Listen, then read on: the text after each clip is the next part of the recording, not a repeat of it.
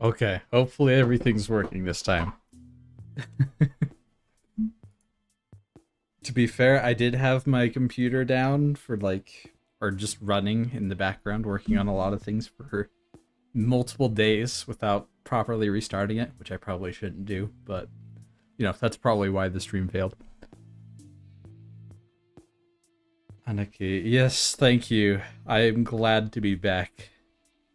It is far too rare for me to stream. So, as you guys know, you've probably noticed, it's been almost like 2.5 years since I last uploaded a video. And there's multiple reasons for that, honestly. One of them obviously being the fact that I've left on a service mission. Basically, for my faith, it's pretty normal for the young men to go out and just serve for 2 years. And I'm currently working on that as a volunteer software developer. Which is kind of a rare thing for a volunteer position, but it's been pretty exciting. Is it a religion thing? Yes, it is. Yes, indeed. I went of my own free will, of course. There's nothing really compelling me besides maybe societal pressure, but that's about it.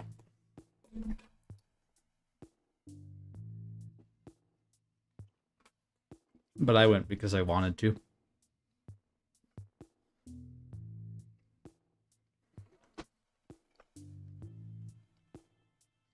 So initially, when I started YouTube, for those of you who don't know, I've kind of always been a bit of a loner for most of my life. I had a very hard time making friends, and a lot of the friends that I did make were not really that great of friends, honestly. Whoa. My audio is totally messed up right now.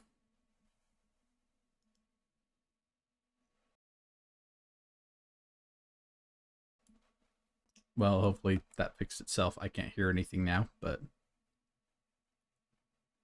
Okay, he said, to be honest, you're agnostic, but seeing people venture for their faith is pretty cool. Yeah, been a wonderful experience so far. And honestly, it's probably been the biggest thing in terms of, like, setting me up for successful life. Like, way bigger than you'd even think. I am going to experience software. A significant... Oh, my goodness. The stream is like...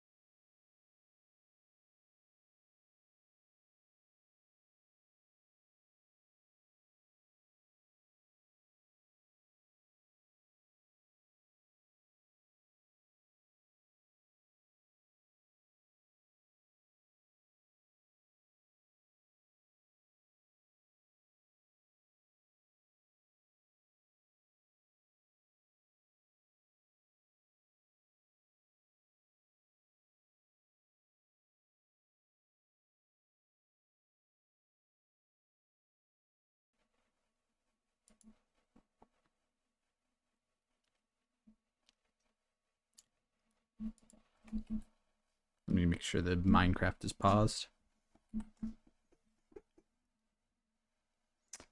You see, this is why I don't like to stream without testing things first. Because I never know when there's going to be technical difficulties like this. Why is my CPU 100% maxed out, bro? I'm not even running anything that intensive.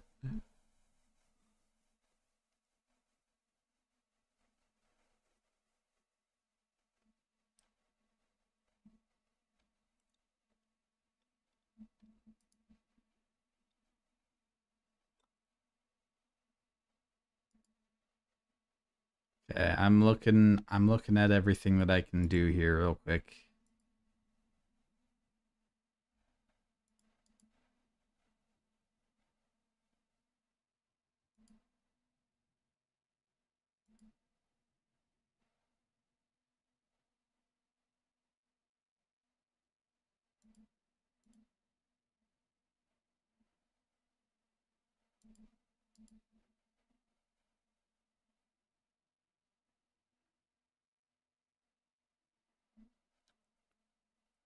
You're mining crypto on my CPU? Yeah, that would make sense. That would explain it. Sorry, guys. Stream quality when you're returning and when I'm doing brand new server software on a fresh install. Apparently that's a bad idea, it seems. Oh no. Also, for some reason, the video encoder for my streaming software, I don't know how technically experienced you guys are, but it's saying that I'm using my CPU.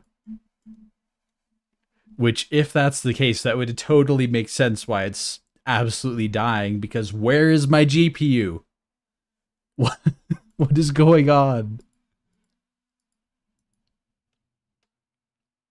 Oh dear.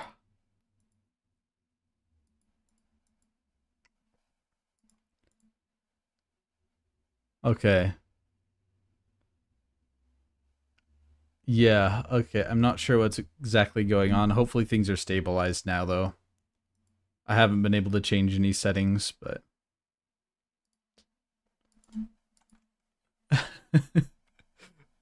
My computer is absolutely dying right now. I'll have to see if I can fix that later on. Hopefully it was just a temporary problem. Might be my render distance, maybe? I'll drop that down quite a bit, see if that helps.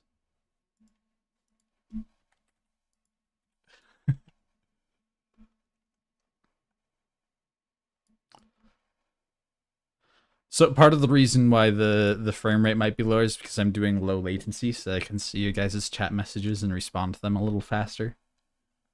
There might still be some stream delay, but when it comes to these sorts of streams where I'm specifically doing it to interact, I like to have it be a little bit more responsive, but it does make the viewing quality a little bit less. I just hope the interaction quality makes up for it. Minecraft being optimized impossible challenge real.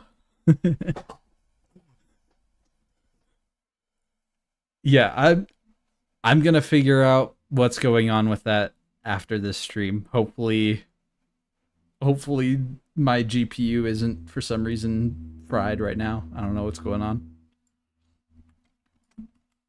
I even have sodium running on this thing, so it's about as optimized as it's gonna be. On this client, I mean. Okay. Let's see, where did we leave off? I entirely forget.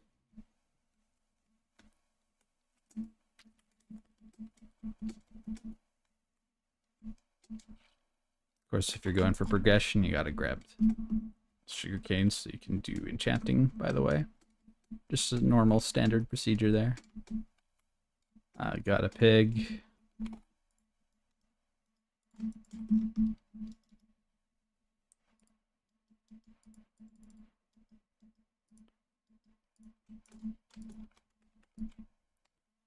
Left you guys at the Hypixel Island. You ate the NPCs. What? That's where we left off? That's insane. I guess that explains where all the NPCs went, though. But actually, though, I think what I was talking about was the other reasons why I stopped making videos a while back. One of them, of course, was my mission. The idea is that on a mission, you leave for 2 years to go and share the teachings with anyone who wants to. Of course, people that don't want to, we're not supposed to put pressure on them or anything, because that's just annoying, and I don't want to be annoying.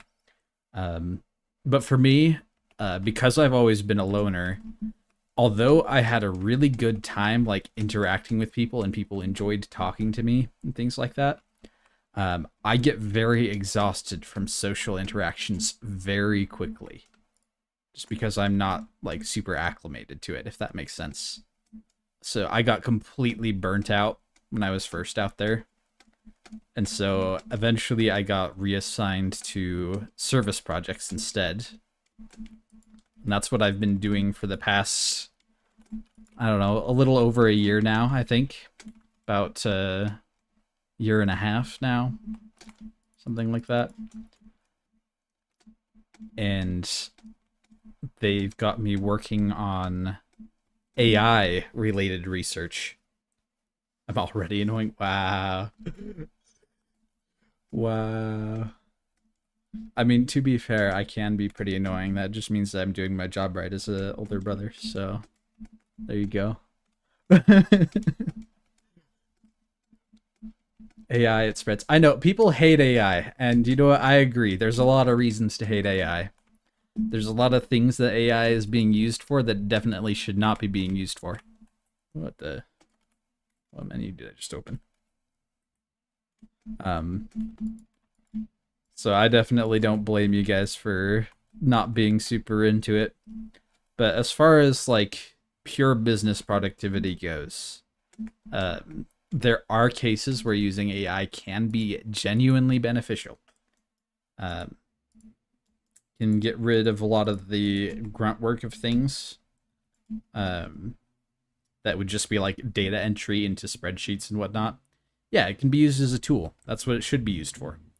Like, when you think of a robot, like a personal robot assistant, do you think of it like painting pictures for you while you do the chores in the house?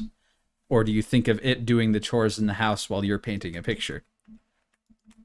Because to me, I feel like people are using AI to paint the picture while they're cleaning the house, and that's not the future that I'm looking forward to. I'm looking forward to a future where we can be doing the creative things, the things that bring meaning to us, and the AI can be doing the stuff that's just there because it has to be done, right?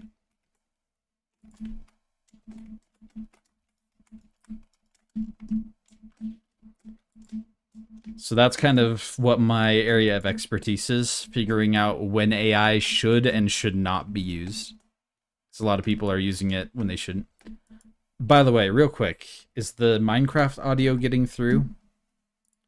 Because I've got a system that's supposed to be pulling... Yeah, there we go. The Minecraft audio. I don't know if it's going to pull it yet. Nope, okay. I just noticed that it wasn't moving. Let's see.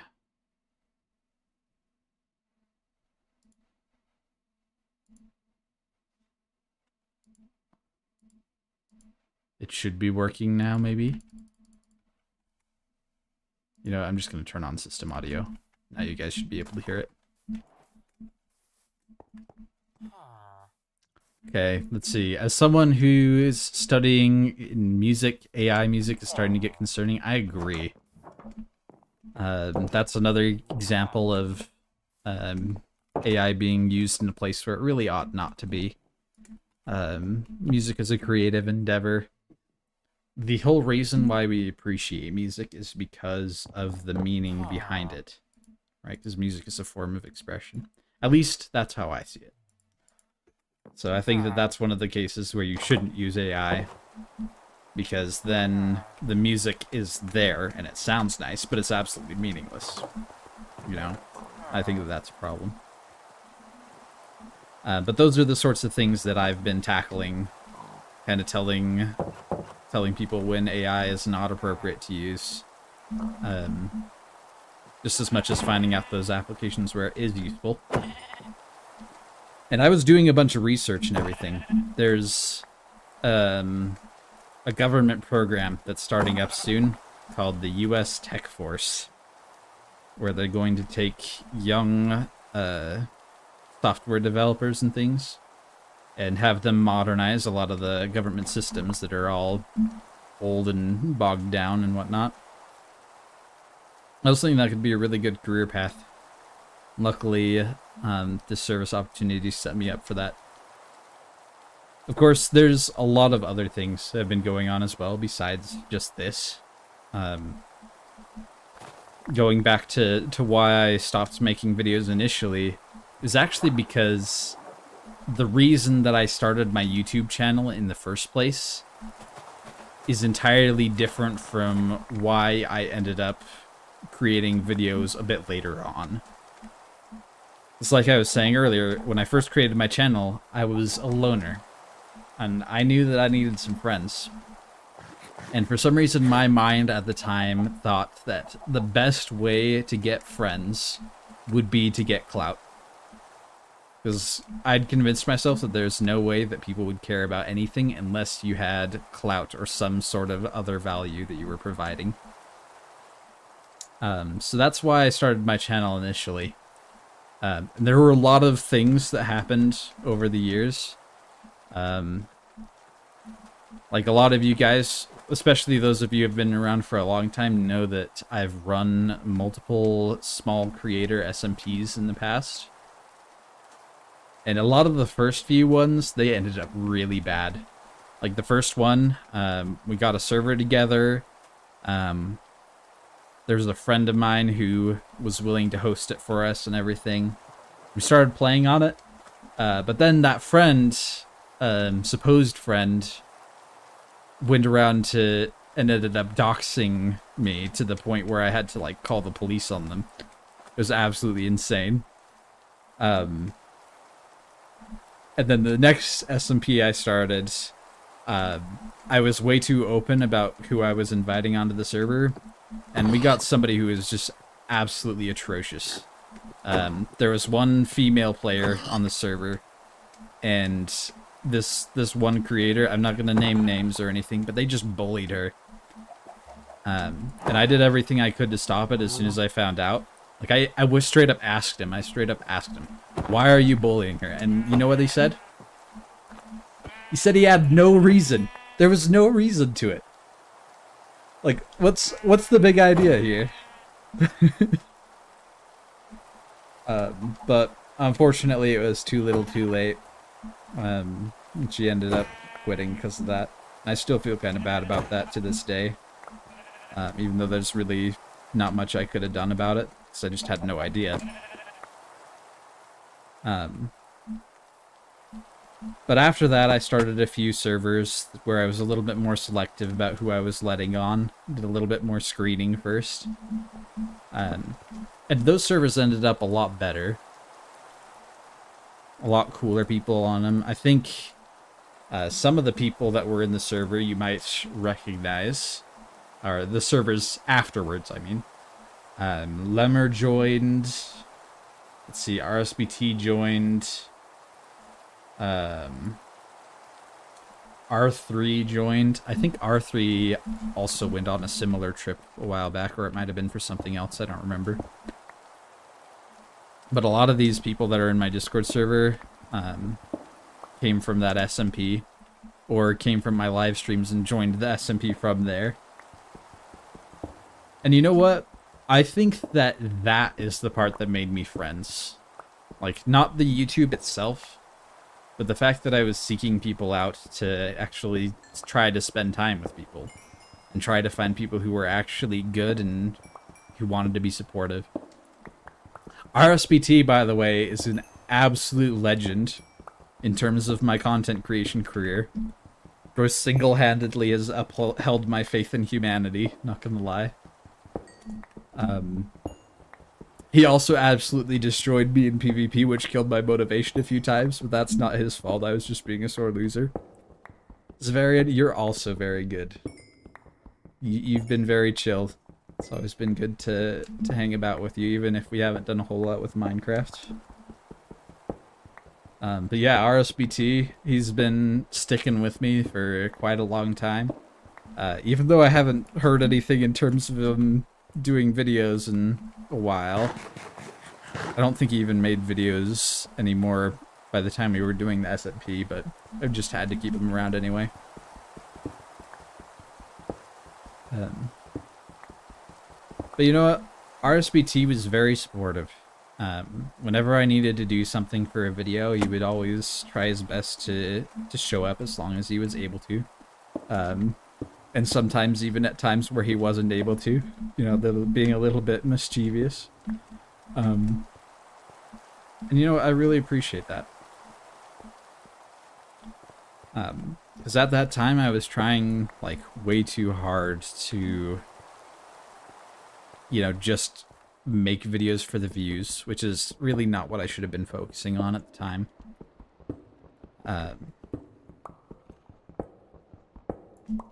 And I've always been worried that I'd just fall back into that mindset if I came back and started making videos again. Because there's always a lot of pressure when it comes to YouTube. Especially once you get a community as big as mine has been so far. Even though, like, compared to a lot of YouTubers, it's still relatively small. 1,000 people is still a lot of people. And it's really hard because I don't want to let you guys down. You know? I don't know if I'm making sense. But I was probably just overthinking it. But I think that was probably the single biggest factor that contributed to me stopping making content creation. There was just always this huge amount of pressure to get like a high performing video, to make something that you guys would enjoy watching, stick around for, things like that.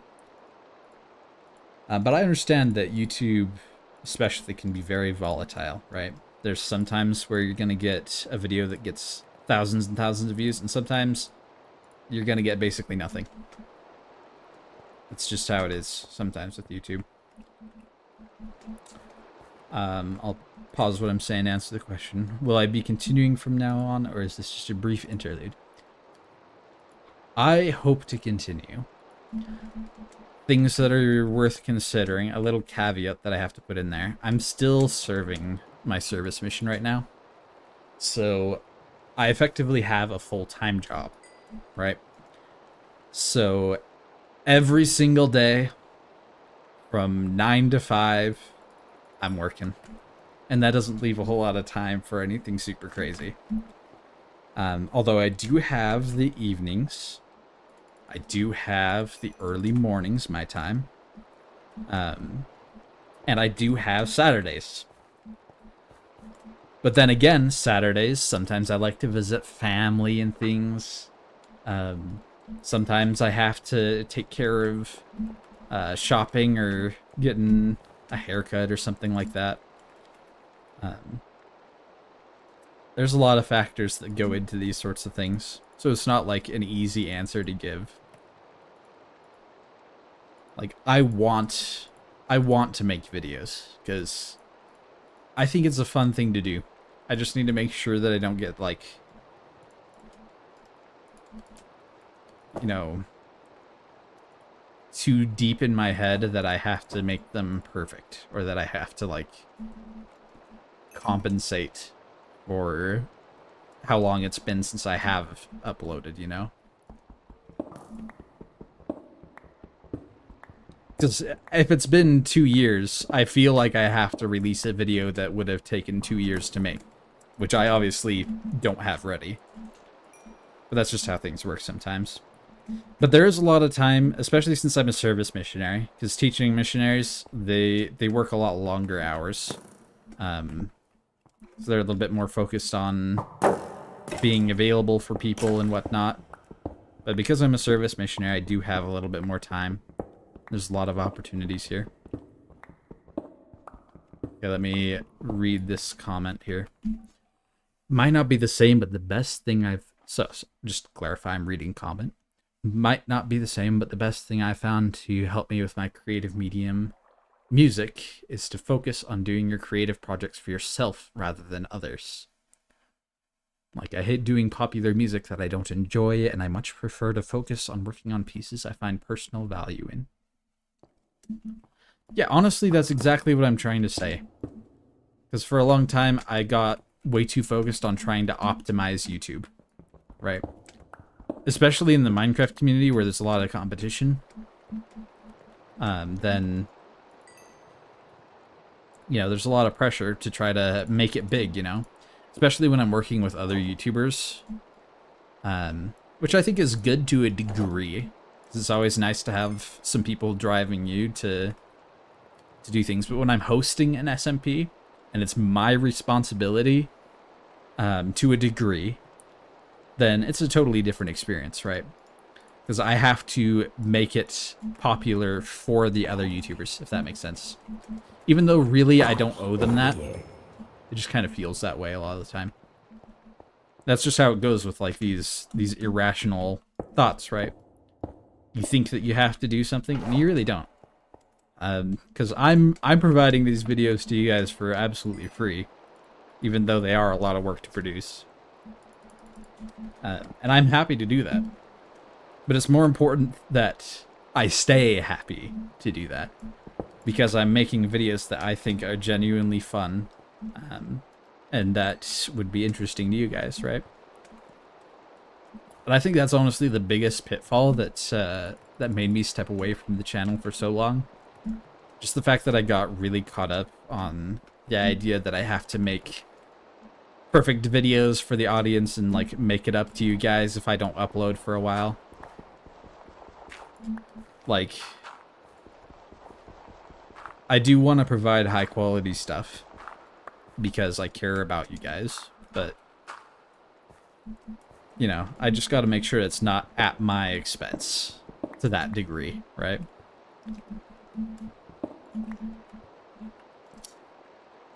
Turtle King. By the way, this is my cousin, Turtle King is.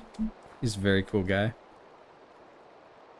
This sound mod is absolutely amazing, by the way, for those who don't know what it is. It's just Sound Physics Remastered. It's a very nice one.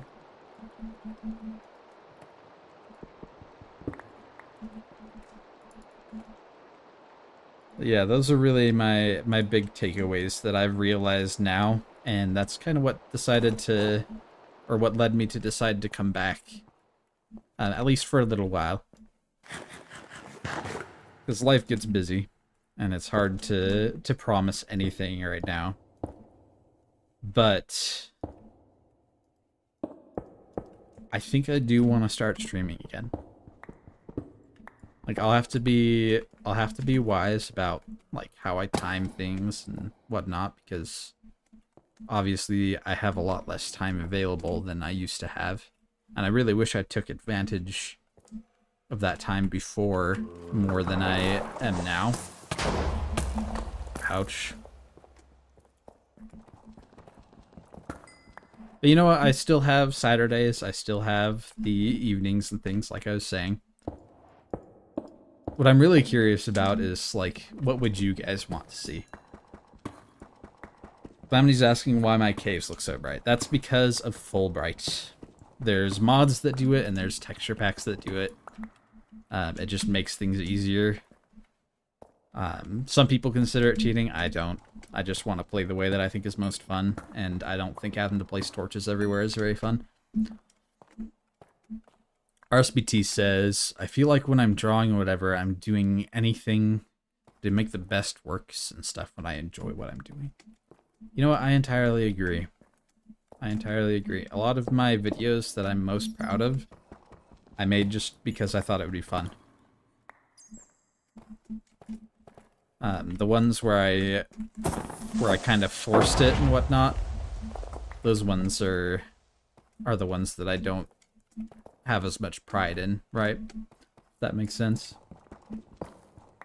Turtle King, you've actually been studying YouTube and how to be successful, and what you've learned, especially in the first when you're starting up, quantity over quality. That can be true. One of the main reasons for that is because quantity and quality are both ways to grow on YouTube. But it's a lot easier to do quantity and sacrifice quality when you're a smaller creator, because you don't have the resources to hire an editor or anything of that degree, which I believe is the main reason why that's been suggested. But I should say, if you're thinking about taking that approach, it's worth considering what that does to your audience. So the people that are watching your videos, are they going to be committed? Are they going to stick around for future uploads? If you want to take your channel in a different direction in the future, are those viewers going to stick around? If you're following a trend, are those viewers just there for the trend and nothing else? So there's more aspects to it that you got to think about than just, you know, straight up views or even subscribers, right?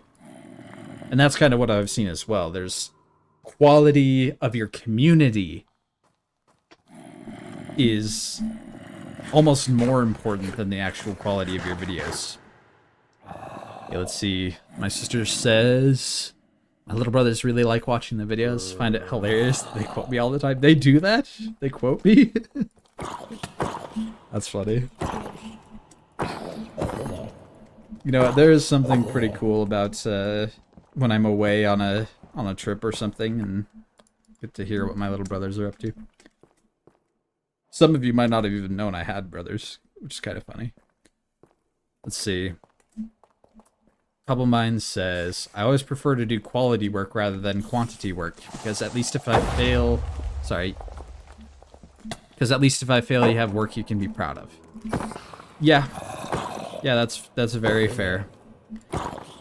Like, I think some of it depends on why you're doing it, right? Because if your only goal is to make money, then yeah, sometimes you can just pump out a lot of slop and it'll work out anyway because it's hyper optimized. But you're not going to have a good time doing that, right? And people are probably not going to like you either. I mean, a lot of the times when it comes to internet stuff, people aren't going to like you anyway. Because, you know, there's always haters. But there's like sacrifices that are made if you sacrifice quality. You know, besides just the quality itself. So that's worth considering. Sukai GD, hopefully I'm pronouncing that correctly, because I always struggle with names, even ones that I'm already familiar with. I do remember you, though. Welcome back.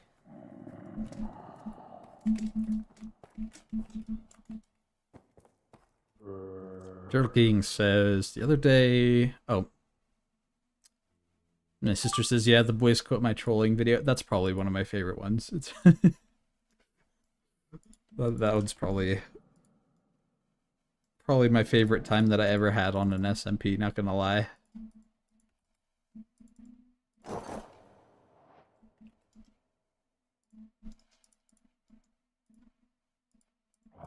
Okay, Turtle King says, the other day I had a full set of diamonds, all were enchanted. Most with mending and whatnot, but the giant pig from the nether, you mean a hoglin? Hoglin hits you into lava. Ouch. Okay.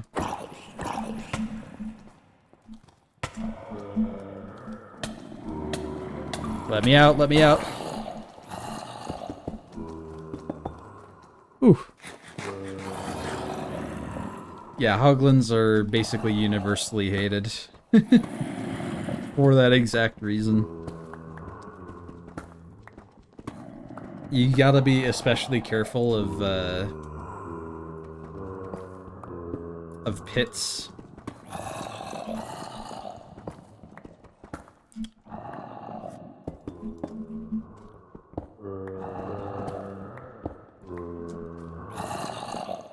You like hoglins for 2 things? I'm surprised you like them for 1 thing, even.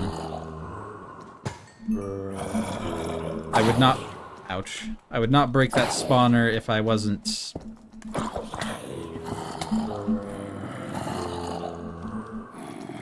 just doing this as a progression test. Here we go.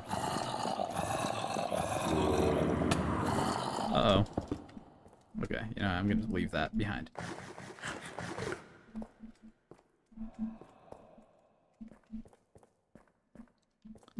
Okay, let's see. Cobble says they're lame and play with keep inventory, don't enjoy losing items mechanic. Okay, let me make this clear. Right here. You are absolutely wrong. Okay, this is terrible. You've done a terrible thing by calling yourself lame for using that mechanic. Right? There's nothing to be ashamed of. Minecraft is a game to be played however you think is the most fun to play it.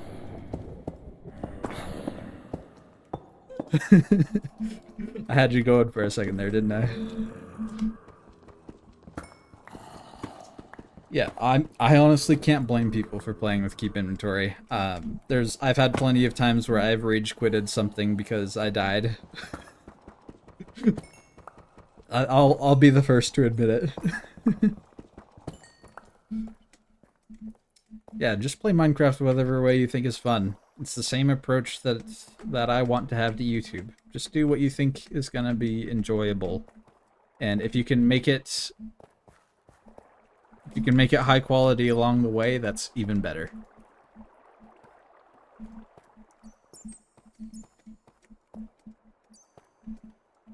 Zev says you can play with Keep Inventory on, you just prefer it to be off. Yeah.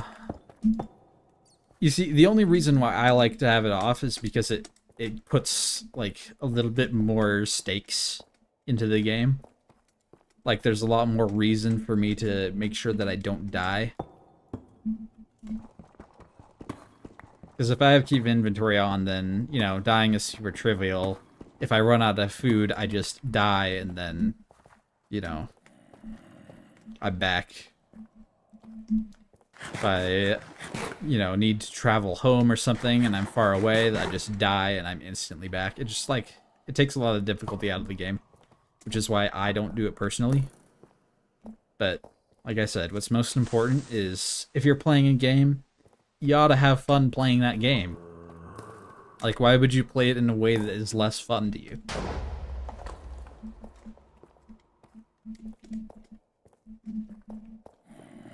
Let's see.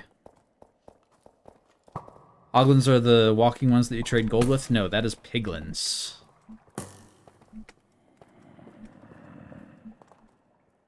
Piglins are the humanoid ones. Hoglins are the ones with the big tusks that knock you off cliffs. Okay.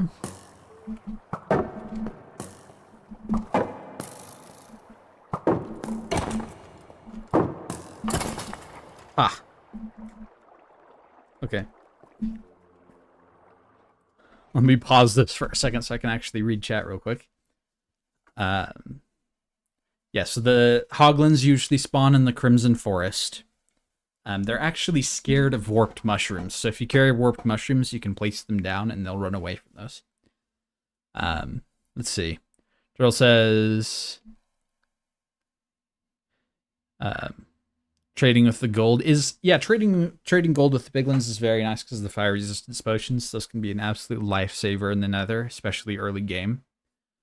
Zev says Hoglins are in the Crimson Forest. Yep.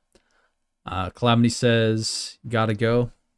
Alright, I'll see you later. Thanks for stopping by. I appreciate it.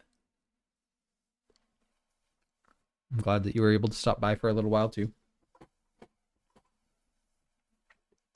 Did I accidentally upload this as not unlisted? Because it was supposed to be mostly just for the Discord. I guess it's fine if it's public. I just didn't put a thumbnail on it or anything. Because I didn't want to spend the time to do that at the moment. Okay. We're almost there. Just a few more diamonds until we got a full gear set here. Lazy, yeah. I mean, I took the time to set up my, I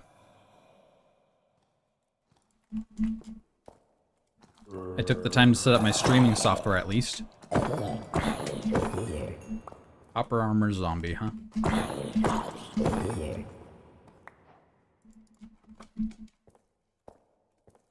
Is this the bow that the skeleton dropped earlier?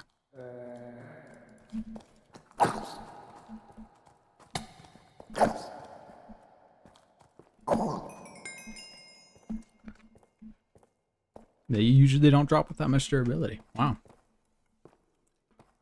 You joined via the notification? Yeah, that means I probably uploaded it publicly then. It's fine.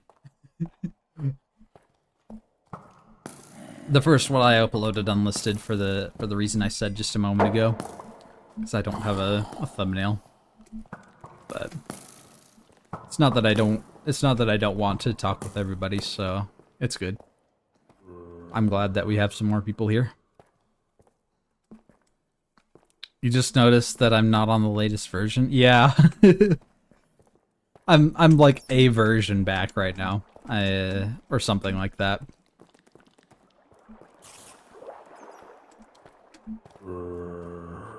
That's just because my mods haven't updated yet. That's the main reason.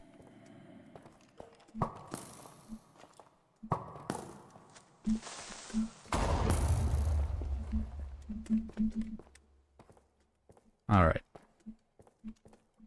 Let's see, you got some of those shaders and replay mod. So there's actually a mod that's better than replay mod now. Called the flashback mod. I don't know if I have it on here. Replay mod is very good though, especially for cinematic shots. Yeah, I don't think I have it on here. I ought to get it though, so I can actually record some videos and get cinematic angles. It's also good just as a utility for like checking things out after.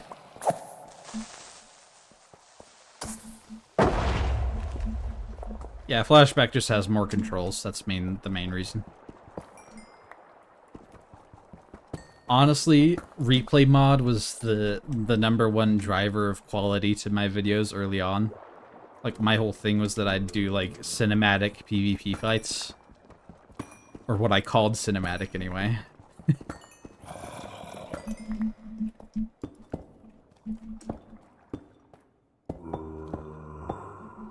I need to actually use some good cinematography in my future videos, rather than just kind of spamming smooth rotations. But you know what? It was better than nothing.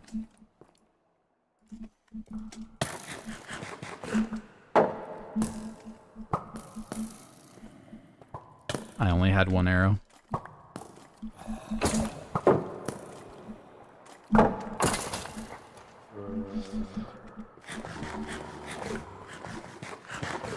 Hire a director? I don't know if that makes very much sense for me. I think I'd be the director in this scenario. Oh dear.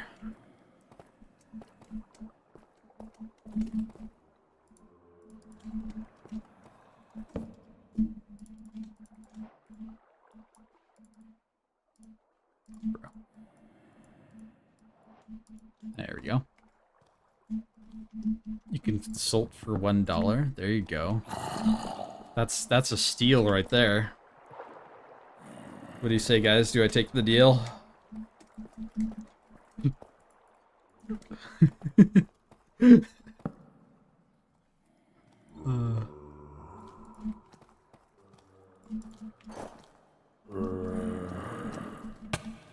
Ouch.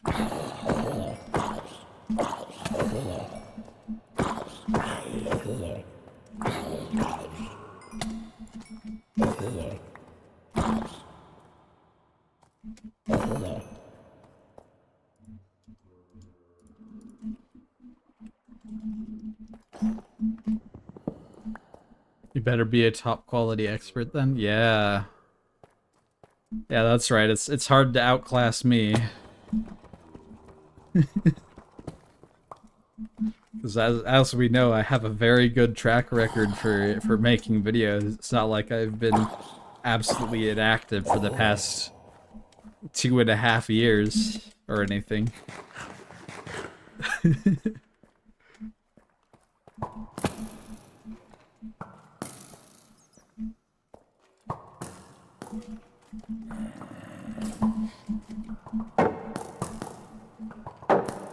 Oh boy.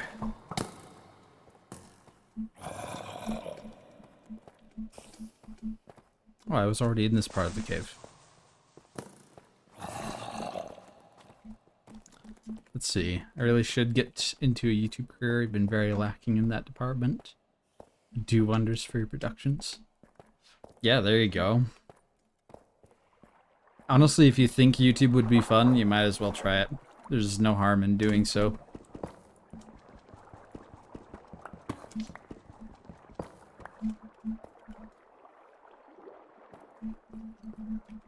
Alright, let's get out of here. I have enough diamonds for my needs. There's a skeleton up there. Takes effort, but after you hit that 1k, you feel cool.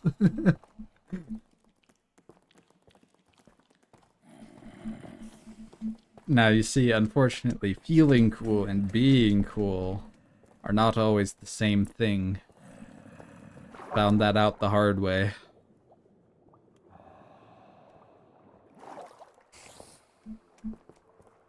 Uh-oh, cave spiders. Let's not get poisoned, please. Thank you. I appreciate it.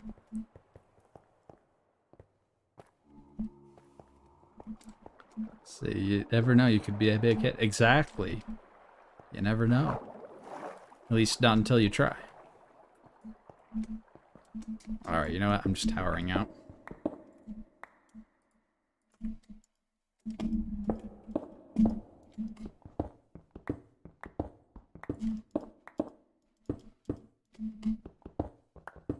I did try years ago, but it didn't make sense at the time. And the time you could have used developing those skills, you're busy doing other projects. Yeah, that's fair. I mean, I've been spending a lot of time working on various development projects and things instead of my YouTube channel for the most part. Both for the purposes of the service that I'm doing and for my own projects.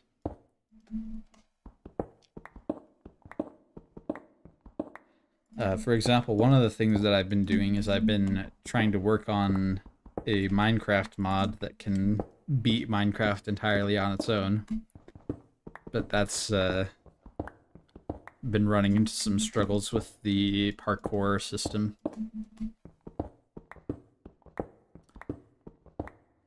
Spent time in college. Honestly, fair. Turtle King says, being cool is different from feeling it, but that's fine. Self-coolness is better than actually coolness. You know what? Fair enough. It's better to have a good attitude about it either way.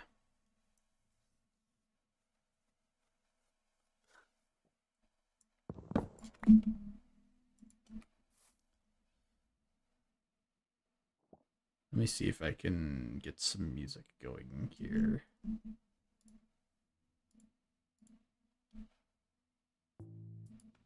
There we go. A little bit of background stuff, so it's not just silence.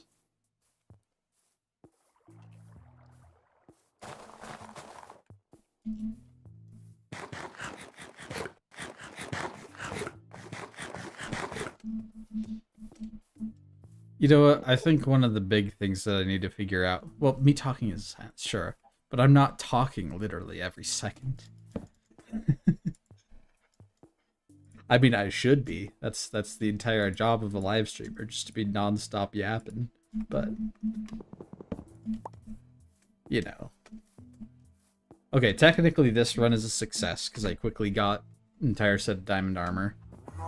I'm not actually sure how long I've been streaming so far. About 45 minutes. It's not bad. Not super great either, but not bad.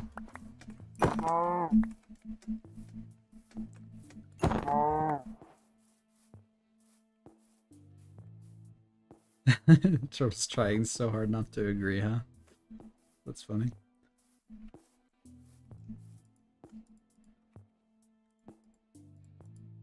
I've been looking into a couple of different things that I could use to continue my Minecraft career using the free time that I have.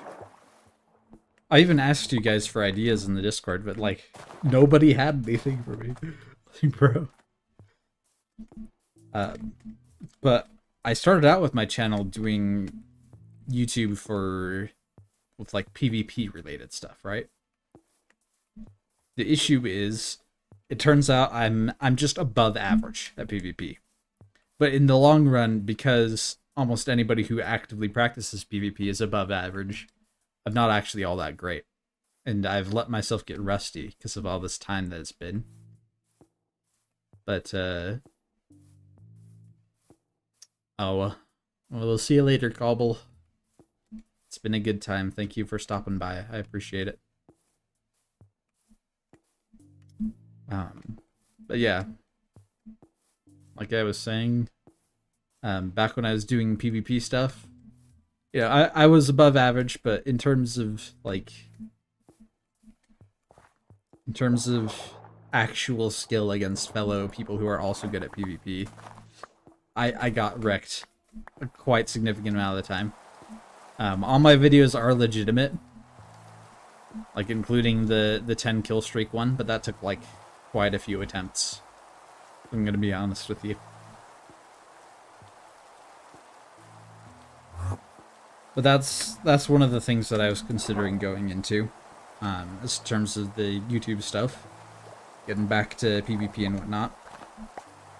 Another thing I was thinking of doing is maybe joining some existing SMPs.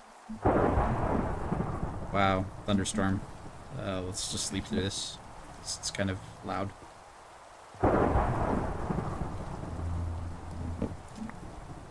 FPS, I've got VSync on, so you're not going to see the full FPS unless I do this.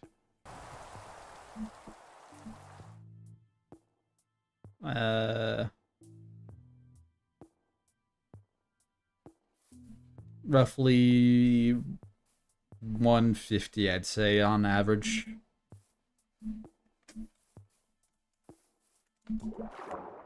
That's with 12 chunk render distance.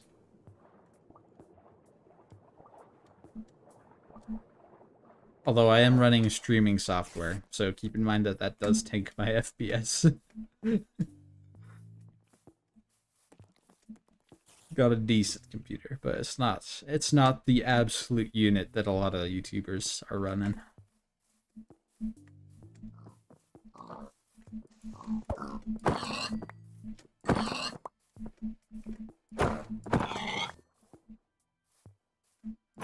Jealous how on 12 chunks? You see, I went on to Newegg and I found a refurbished gaming PC. That's what I'm playing on. Need that 5090, use those useless. Those are, you didn't say useless, but to me they're useless, okay? AI frames aren't real frames. Maybe that's a controversial take, but I'd go for the 4090 any day. Because the 4090 actually has more computing power, it's just not as much capable of AI. So like 5090 will get you more frames, but there will be AI frames. 4090 will get you more real frames. So if I got a gaming PC, I'd want to get a 4090 or maybe one of the Ryzen GPUs. 4080 Super, and you're happy with it? Yeah, that would be a very nice thing to have.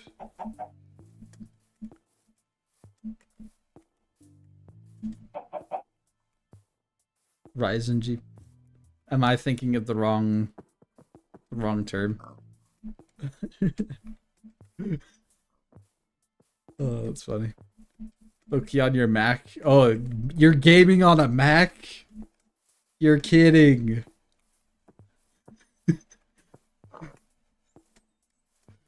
You're kidding. No way. 26 to 70 with shaders and mods. You know, I'm surprised that you're able to run shaders. Let's be honest. Mac is not really meant for gaming from what I've seen. Ryzen is the CPUs. What am I thinking? Am I thinking of like... was it AMD for the GPUs?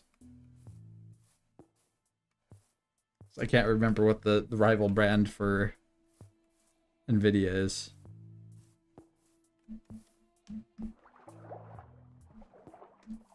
AMD has both. Okay, I gotcha. Do I take on this Enderman?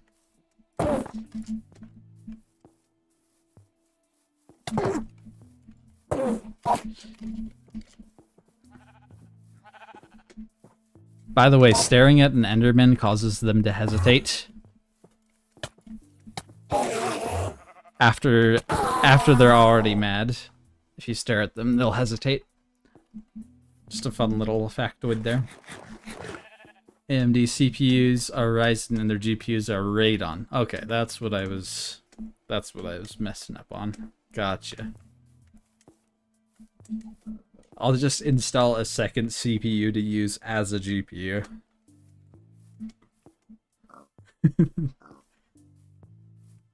Okay, let's see. Turtle King says, yes, sir, and I'm also using it for the Minecraft YouTube videos. Still surprised you got shaders running on it. Me too.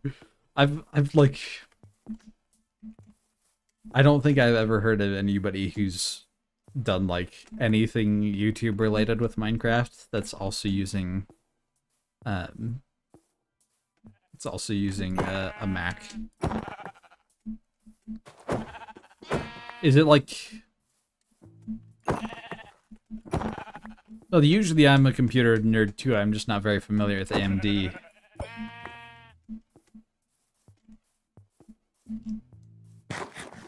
And I'm a little bit more in the software space than the hardware space.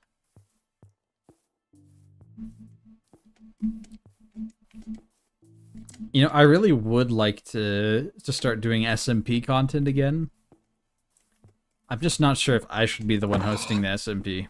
Because that was a lot of pressure, a lot of stuff to manage. And especially now that I have a lot less time to dedicate to those sorts of things and a lot less resources since I'm working as a volunteer. In other words, I'm not getting paid. My family at home is supporting me as I volunteer. Then I don't have a whole lot of resources to work with in that regard.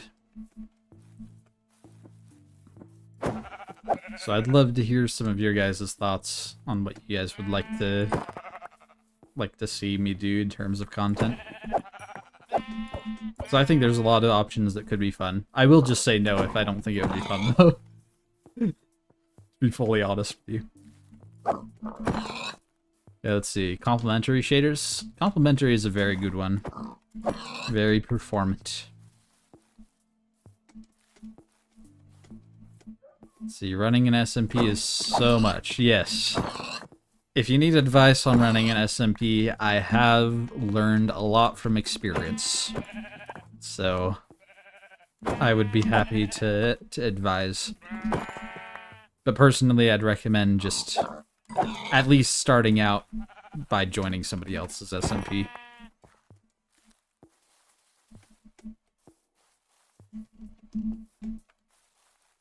I think if I joined another SMP and made some like nice high quality videos on it, that'd be nice and exciting, right? The only issue is that I'm not very good at combat right now, especially because I'm so rusty.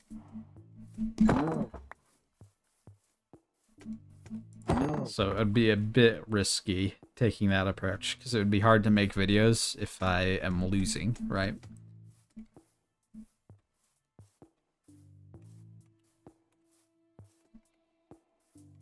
I think this is different from the village we looted before. Either that or I just missed part of the looting of this village.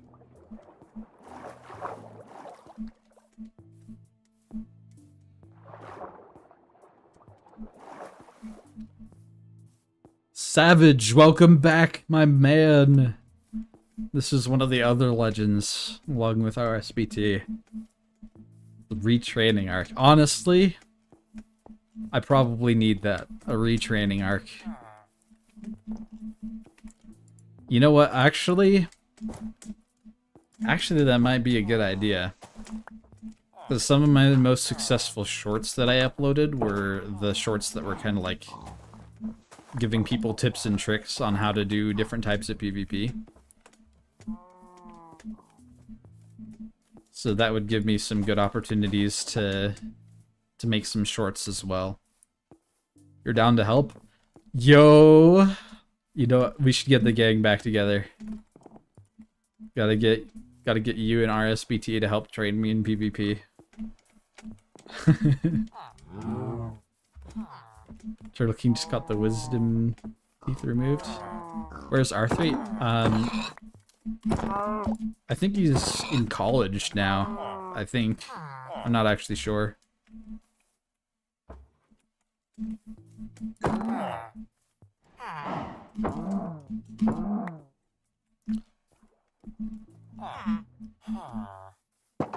I should reach out to him, though. Maybe he'd be interested in making a cameo or something. In the very least.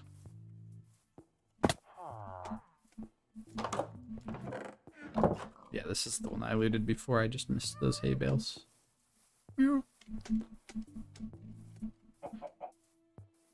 I have a habit of meowing back at cats because I have cats at home. Don't ask why. It's just an instinct.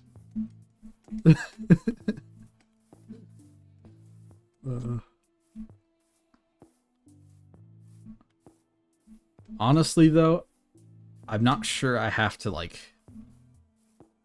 wait to join an SMP that somebody else made until I'm good at PvP. Not necessarily, anyway.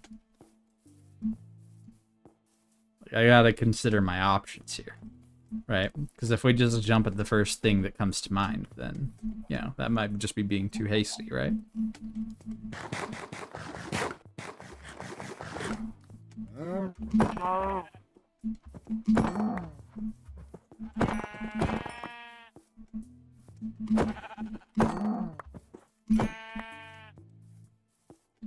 Let's see. Turtle says he's been talking to me a bit. He's trying to be an adult. Took on a mechanic job. Okay. I see. Yeah, if R3's down, I'd love to have him. Does the SMP have to be PvP focused? Not necessarily, but I do like servers that allow for it. Because I feel like if it's overly peaceful, then, you know, I'm just not very familiar with that content space, I guess.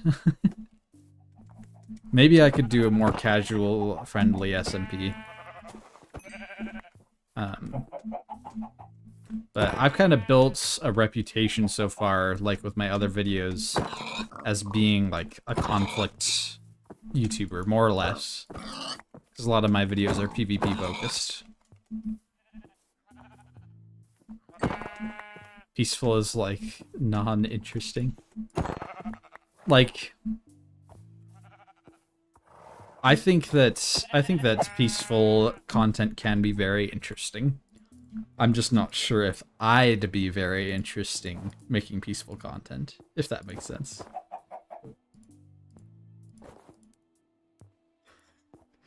Because there's a meaningful difference there.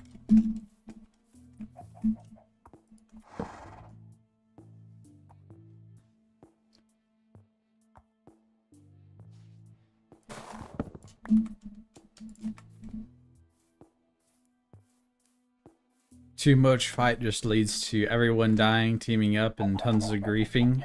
Yeah. A lot of those servers tend to collapse, which is another thing that I'm worried about. Because there's a lot of people, when they're early on, they don't have as much skin in the game, right? If they start on a SMP and they die, it's easier for them to quit than for like a big YouTuber who has a commitment both to their community and to the other YouTubers that they're playing with, you know? So there is that element as well. There's a lot more risk of the server dying when I'm a smaller creator and I'm joining somebody else's SMP. Because that was the #1 thing that went wrong with my SMPs, is that they just died because there weren't enough people playing on them.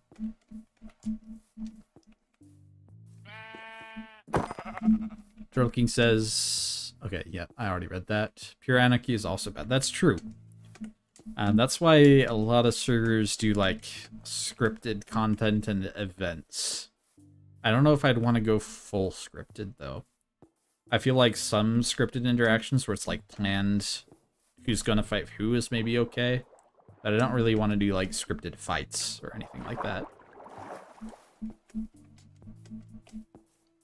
It could be cool to make content kind of like the Lifestealers are doing with the Unstable SMP.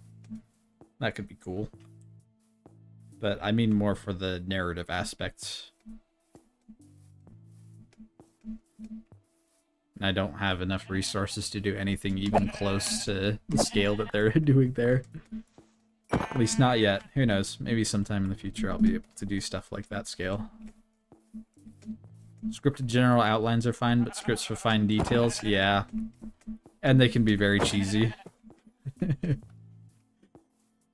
Like, there are times when I'm watching a YouTube video from a small creator, and I'm just like, wow, this video, this acting, it's absolute terrible content. Like, it's so obvious.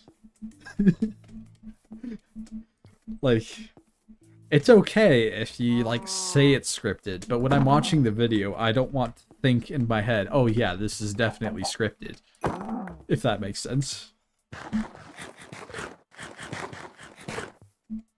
So those are, like, the real big problems that I'm running into, right? A PvP server that is unscripted and has, or with smaller content creators, they have a lot less investment.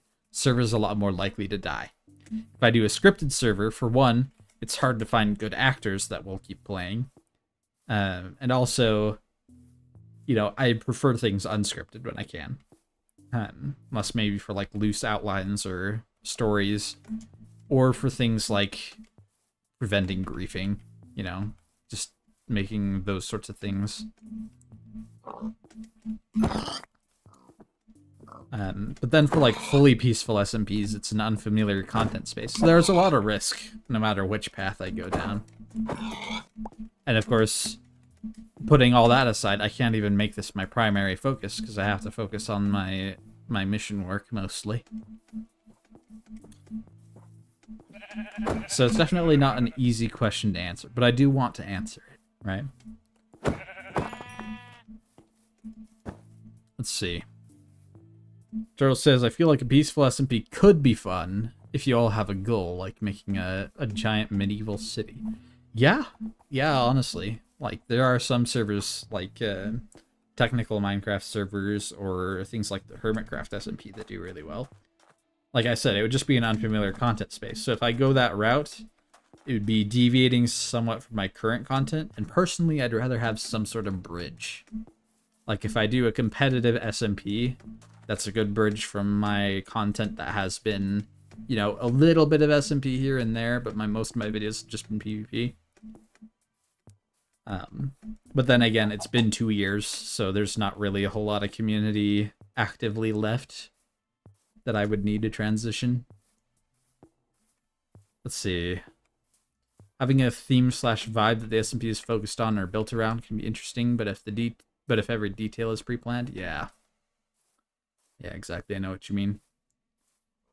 Personally, you think improv is bigger than most scripted? Yeah, I mean, as long as people have, like, a loose idea of what they want to do, I'd prefer if they were able to improv. It's just some people are really bad at improv, and they, like, break character way too easily. So I feel like if I wanted to do something scripted, I'd have to wait till I have more resources first. Like a larger community that's more active.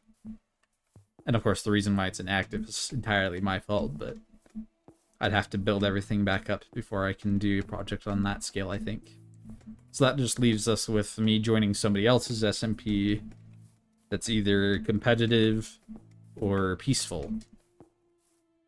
Or I can try to do some solo stuff. Because there are some things that I could maybe do solo, but I don't know if I want to go that direction. I kind of like socializing. Javarian says I am a community. You're part of the community. Part of a lot of communities, I'm sure.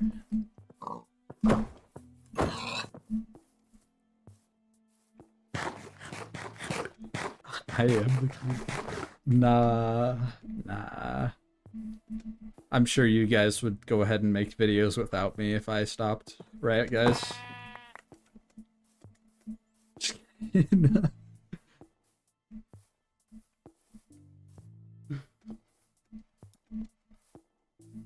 don't know. That's really the decision I have to make here. Do I want to, like, go into PvP content again, or do I want to try to pivot to something more peaceful? if I can, I'd kind of want to find a neutral SMP. If there is such a thing. I'd want to find an SMP that has like a peaceful vibe, but scripted conflict. If that makes sense. Like, people plan to fight with each other, but the outcome of the fight itself isn't planned. I don't know if I'm making sense here. It's just like, people can fight, but it has to be like under the right conditions, something like that. I don't know if that exists though right now, at least not in a way that I can access, because a lot of the smaller creators are trying to mimic a lot of the things that the bigger creators are doing, and that includes the SMPs that they're creating, right? So a lot of them are just going full combat focused. A few of them are going peaceful, like, but yeah, it's you need that idea. You crave neutral vibes. There you go. Peaceful, but still a little bit of danger in there. Oh, there's a lava pool. Might as well get some enchants.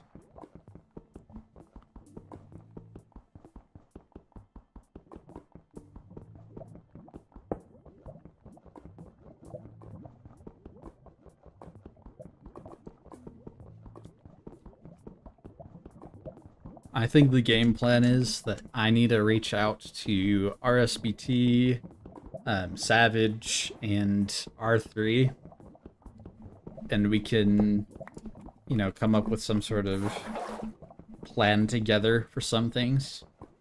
Because honestly, a team of 4, that's a lot more to work with in terms of making videos and having a good time than just me and strangers.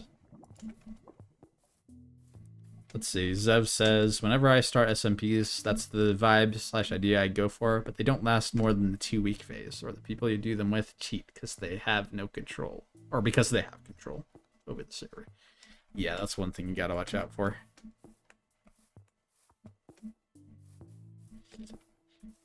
Hey Zev, if you want to contribute, you're welcome to. I just haven't done a collab with you yet.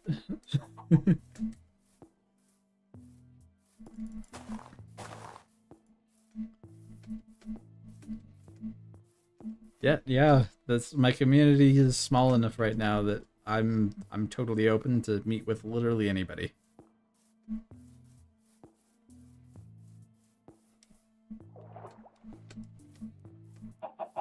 I have enough time between the employment, more or less. Left her before he could, yeah, unfortunately.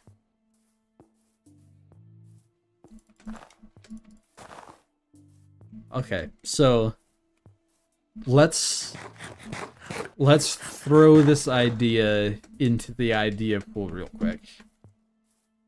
If I did go as far as to start my own SMP again, you know, in theory, that would be 5 people, including myself, that could join. That would be pretty cool.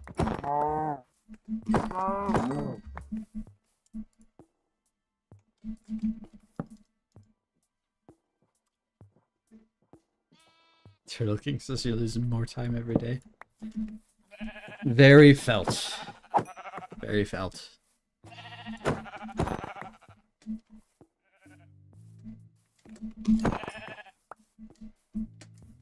Oh, by the way, there's a fun trick that I learned.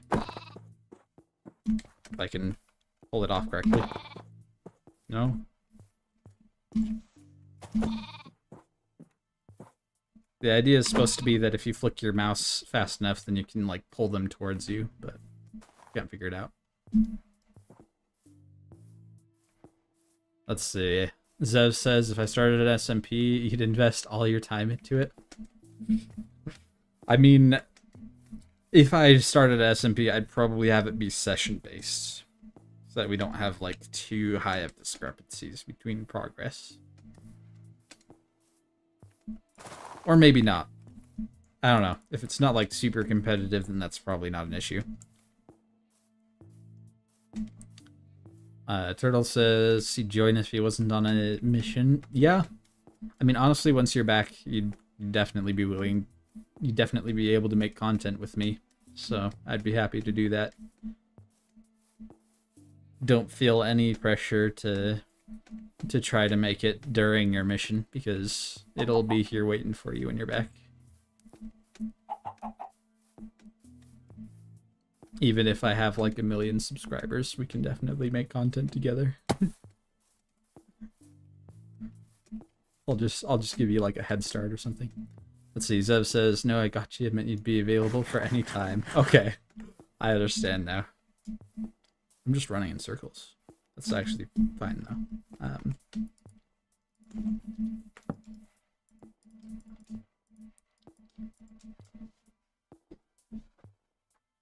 Okay, so ultimately, if I start my own SMP, we don't have enough players to guarantee like consistent availability. And of course, I don't know if Savage, RSBT, or anybody will be able to invest the time into it. They'll probably be able to help me train in PvP.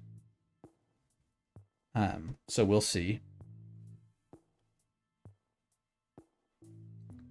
But this is a lot more that I can think about now and consider with my options, you know?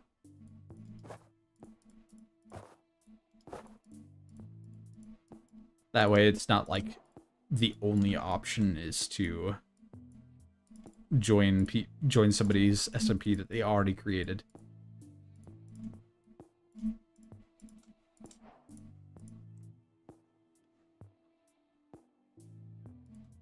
Post an announcement / poll in the Discord. Find your human meat packs, bro.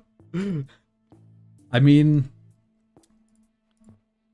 I don't know if there's enough people that would just be checking the Discord frequently enough.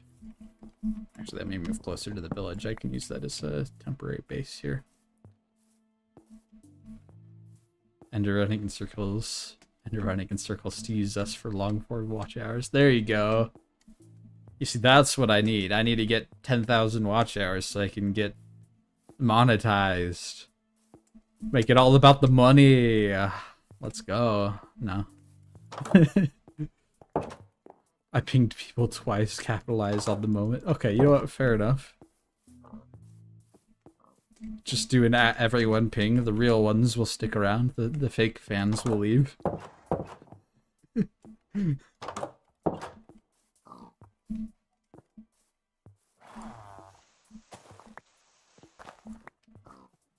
You're intelligent. You got all of the ideas. All of them. That's a lot of ideas, man.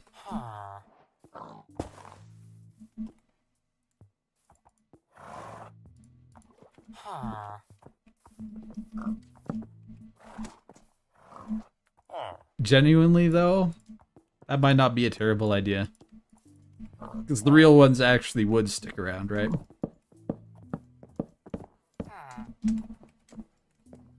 Oh, you know what? I just realized I never grabbed any lapis while I was down mining.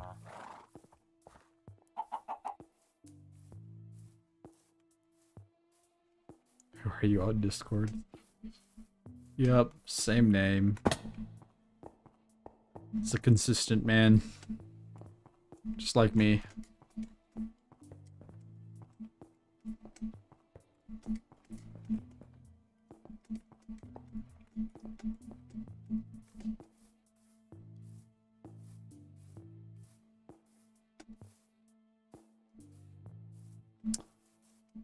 Okay.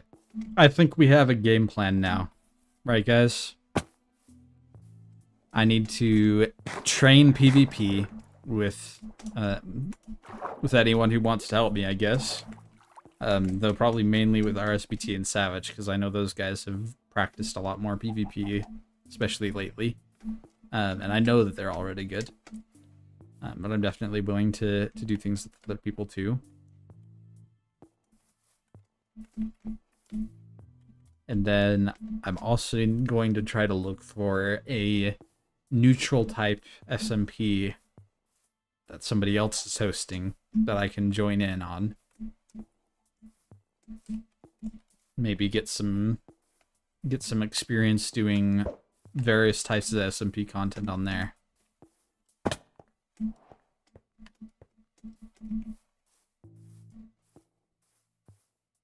Plan 95% complete. Okay. Zev says, question, what's the average / general demographic? You mean for my content specifically, or just for Minecraft as a whole? Because that's kind of hard to nail down.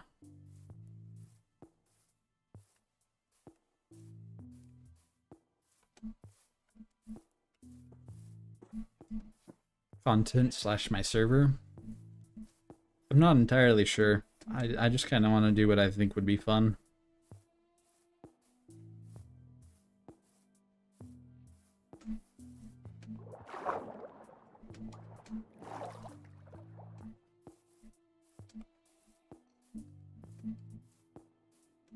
Like, I tend to like storytelling. If I can tell a good story, then I think that would be cool. And that's probably one of the skills that I have the most desire to enhance, personally.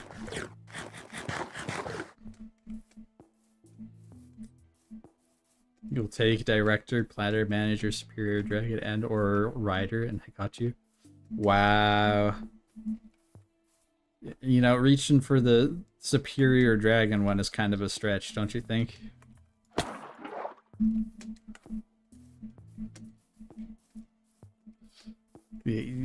I'd say we're pretty evenly matched, you know?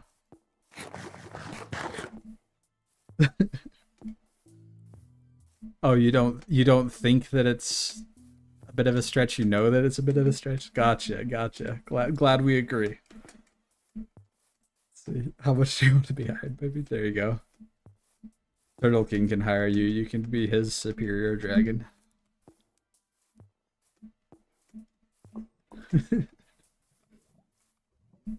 Well, I don't know where the mine is, so I'll just get a little bit more obsidian real quick.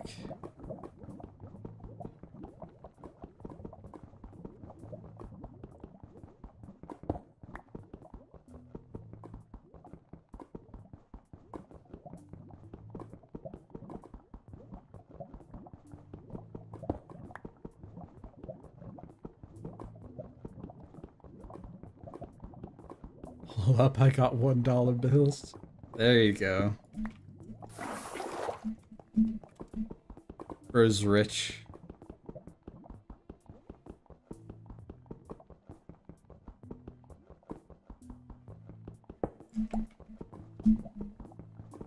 If they're USD, I'll take them. There you go.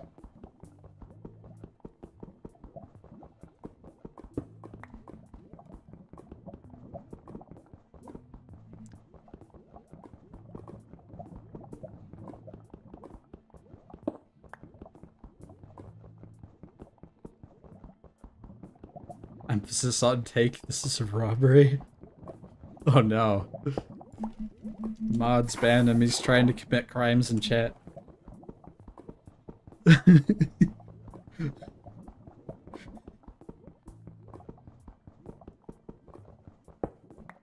You see, I'm allowed to make jokes like that for now because I don't have any mods.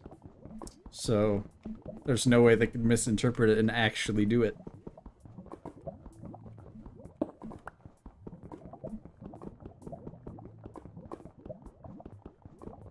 I amend my statement. Wow.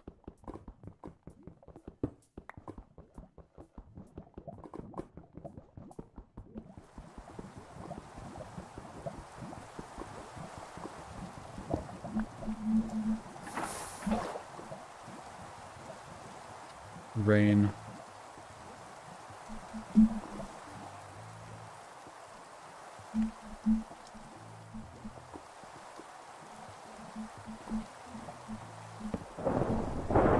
I fell off the bed.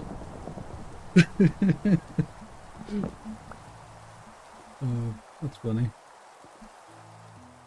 Zev mod when? I mean, on Twitch I made a few people mods. but that was back when I still streamed on Twitch. I think that if I'm gonna be doing streaming, then I'd want to be doing it on YouTube so I can get more watch hours. Let's see. I made the mistake of making 15 mods.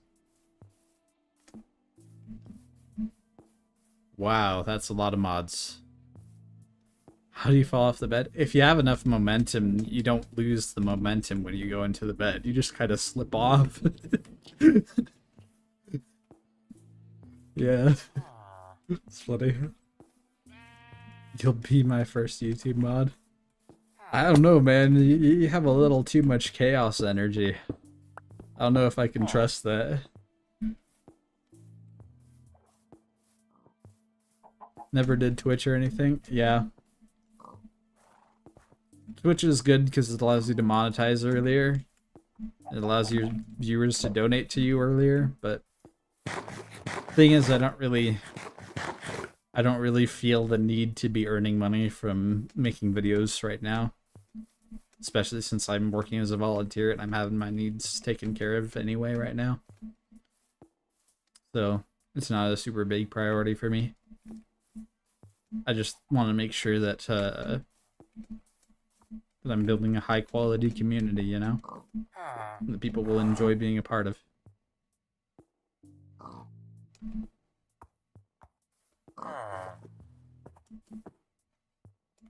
Zev called me an it. That's crazy. Insane, man. I need chaos. You know what? Maybe I do need a little bit more chaos in my life. I'll think about it.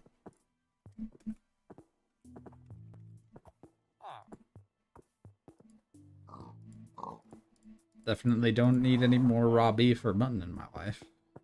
I gotta start getting this stuff cooking.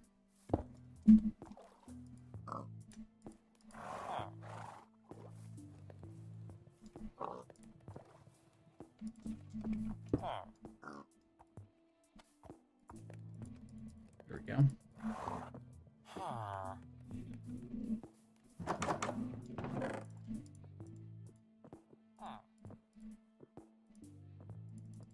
Can dump some of my items into here.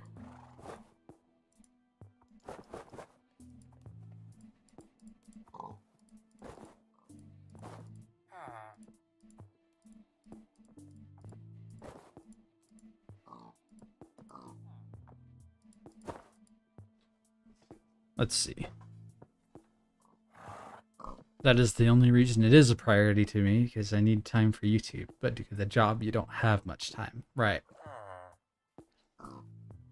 Yeah, that's fair.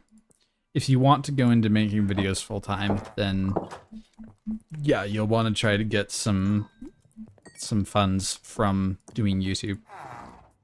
But at your current stage in life, you're still planning to go on your mission, so honestly, I'd focus on just learning as much as you can from YouTube, so that when you come back, you'll both have the experience from before and from your mission itself, which teaches you a lot. And that way, once you're back, you'll launch your YouTube career like crazy.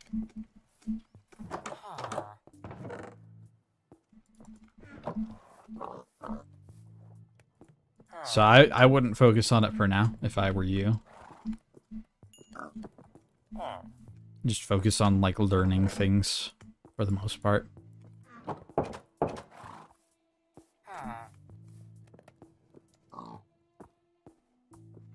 Because you'll be set, man. You'll be absolutely set.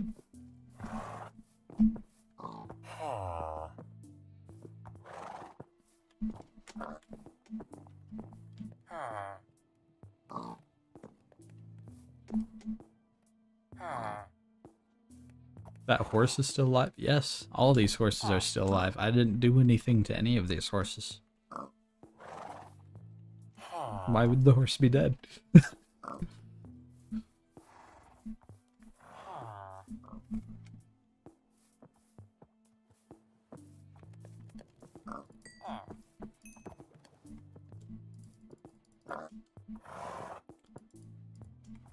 Turtle says that's his plan right now.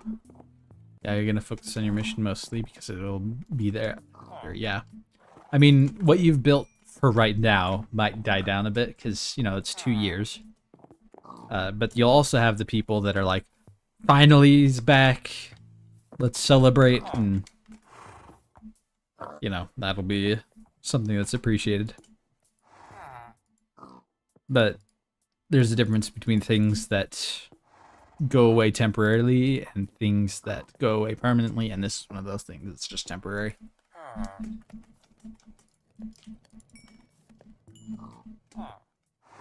Except soon YouTube is going to start a pay-to-win for content creators. What do you mean? You know, they already have paid promotions. Or like, where you can like pay to have your video show up as an ad, basically.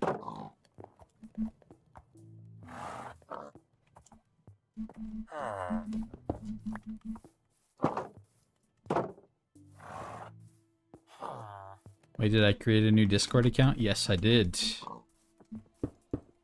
I separated my personal Discord account from my YouTube/social media Discord account. It's mostly because if I'm going to be making videos actively and doing stuff, I'd prefer to be getting DMs that are related to videos and stuff on my video Discord, and DMs that are related to just friends talking to me on my personal Discord.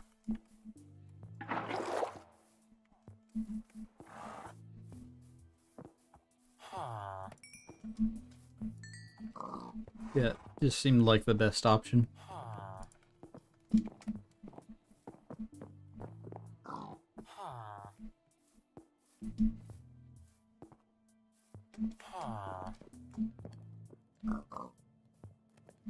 What is Zavarian on that scale? On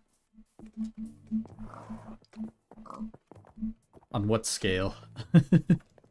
Oh, from friend to YouTube person? I don't know, man. You're kind of floating in a nebulous void between the two at this point.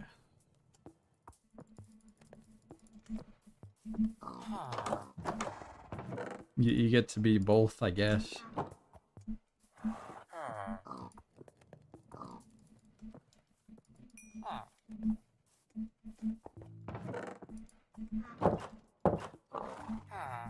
Nebulous voids are like the best place to be, so I'd definitely enjoy it if I were you.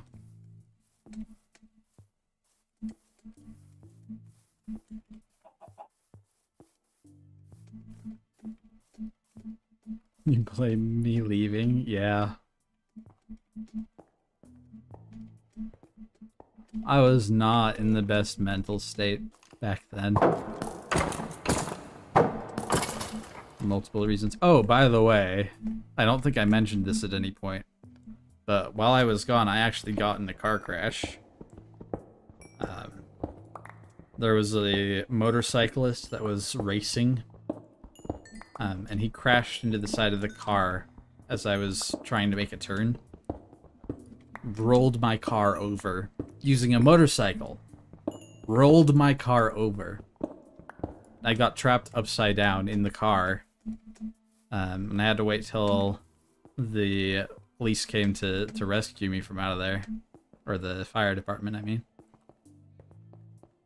Luckily, I was mostly uninjured. Like, honestly, the biggest injury was just being trapped upside down. And that, like, gave me a headache for a long time because, you know, if you hang upside down for a long time, it's not very good for you. And then, like, a couple scratches from the glass. I actually saved some of the glass from the crash in a little baggie that I found on my clothes after I got home.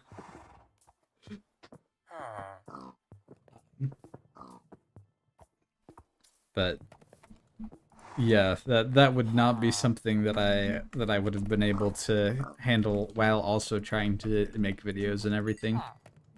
So it's a good thing that I did take a break, because otherwise I would have just vanished without any warning for a while.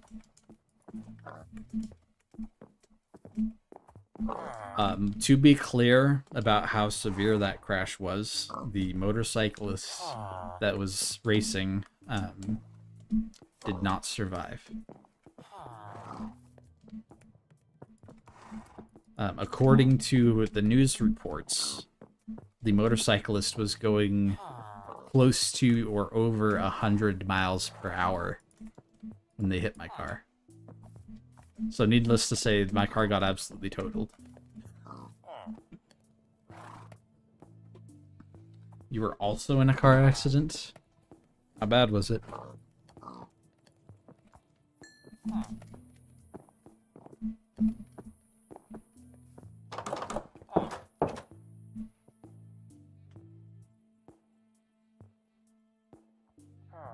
Totaled the truck, yeah.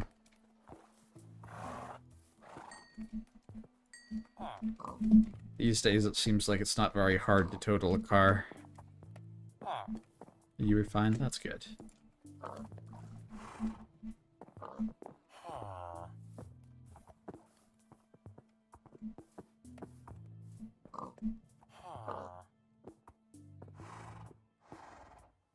Wasn't your fault though? Yeah, neither was this one, of course, for me. It did make me kind of scared to drive at night though for a little while. And I still have like elevated stress when I'm driving now, but it's okay. I can still drive around just fine.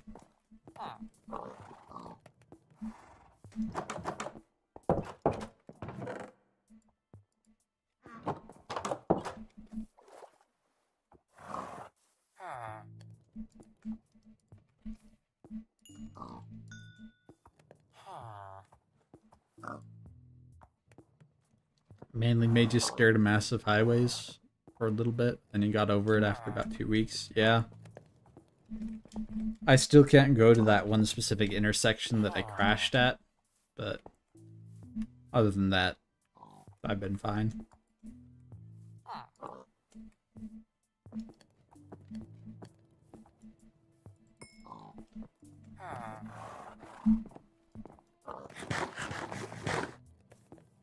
Didn't have access to another car for a while, but it was weird being on buses and other cars and such. Yeah. Yeah, definitely. By the time you started driving again, it was fine. You see, for me, since I'm working in software, I work remotely, so I don't actually have to drive all that often anyway. And it was actually my grandparents' car that I was borrowing at the time. They didn't hold me accountable for it either. They knew that it wasn't my fault for the crash.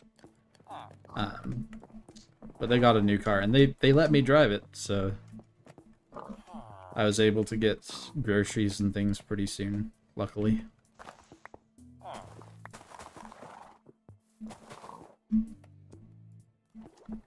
Shilly Fro, welcome. I'm not sure I recognize your name, so in case you're wondering what the stream is. I used to make videos about PvP and things and SMPs, but about a year, sorry, 2.5 years ago, I had to stop making videos. So I'm just kind of talking about some of the things that happened in that long time. We were just talking about a car crash. You remember me from the Geometry Dash server? Oh yes, that thing. No, you're definitely thinking of the right person. I did a lot of stuff with Geometry Dash. In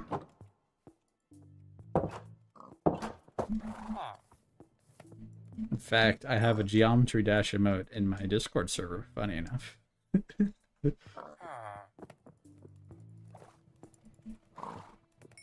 It's one of the...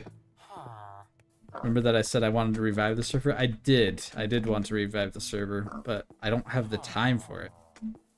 Like, I've done everything that I can reasonably, but I have this YouTube channel that I need to take care of as well. And I've got my employment. Yeah. And ultimately, I'm also just not all that great at Geometry Dash. Although, it's something that I like to play in my free time still.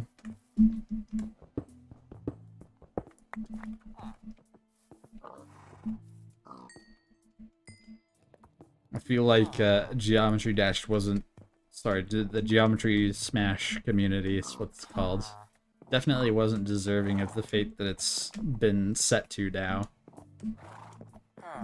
And there's definitely still a lot that could be done with it. Kaigai's just not taking advantage of it at all. And I don't have the resources to take advantage of it either. And to get the community actually up and running. Yeah, it wasn't that bad of a survey. It wasn't that bad of an idea. Although I'm not sure I like the idea of him selling courses. But, you know.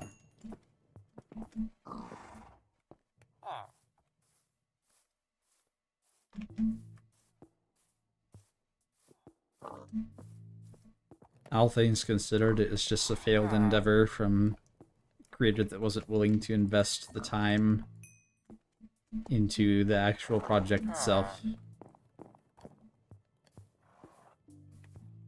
Don't think I play GD anymore. I do very rarely.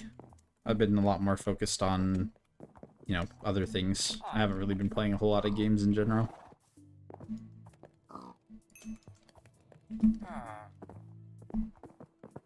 I very much enjoy Geometry Dash, though. It's a good game.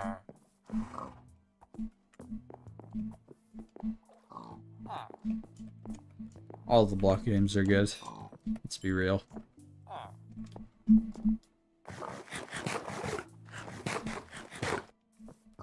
Focused on IRL stuff. Yeah, you gotta get into the grind. You gotta get things going.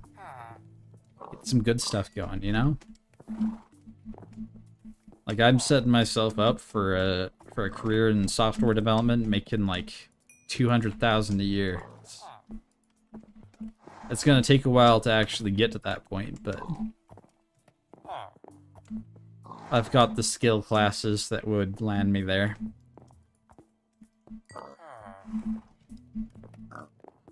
It is kind of a volatile job area, though, so I'd have to stand out in some way.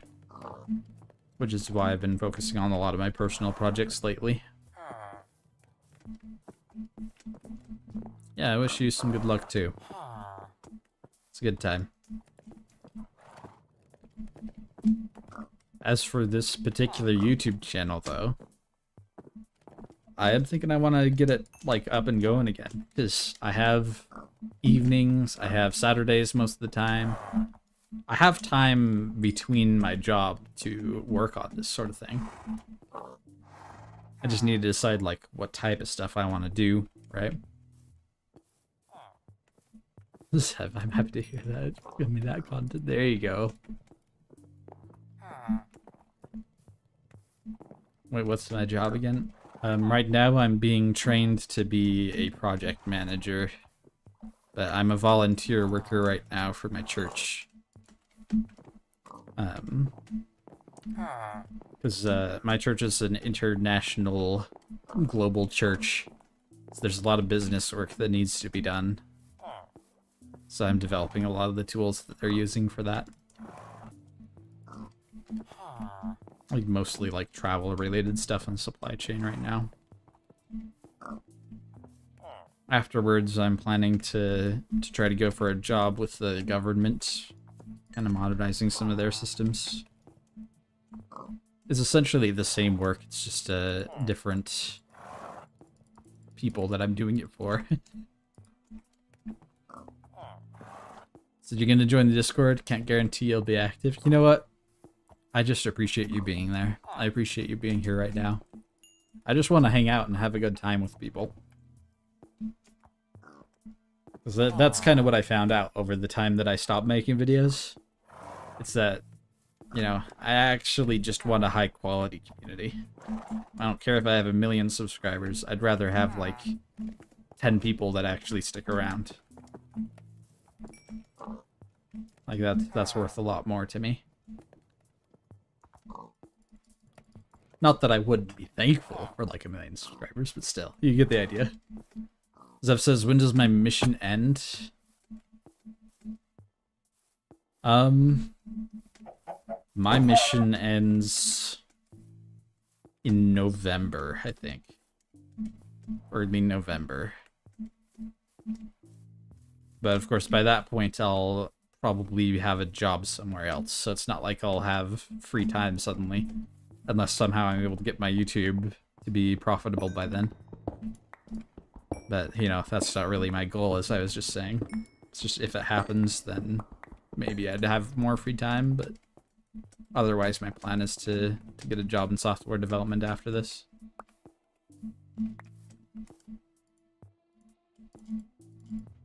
Okay, let's see.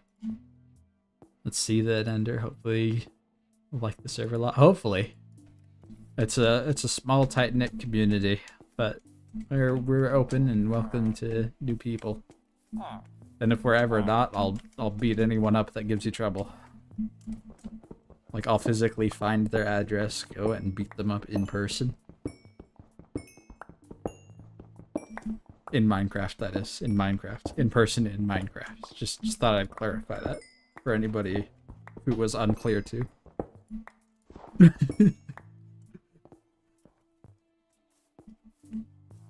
I actually prefer small communities. Me too, because it means that I can do stuff like this. I can chat with people directly when I'm doing live streams. That's something that's a little harder to do when you're a big creator. So I definitely plan to take full advantage of it for right now.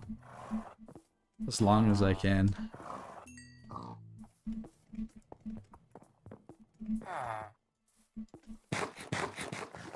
Literally having a conversation on YouTube. Exactly. You can't get this type of content from any of the big ones.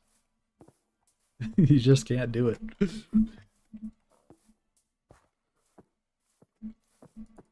You know, my most successful YouTube short, by the way, was a YouTube short where I said I would reply to every single comment.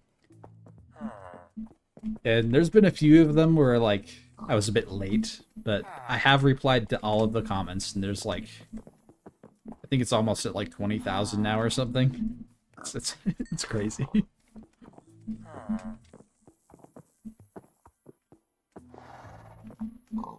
Oh, here we are. Oh, you barely remembered? Yeah.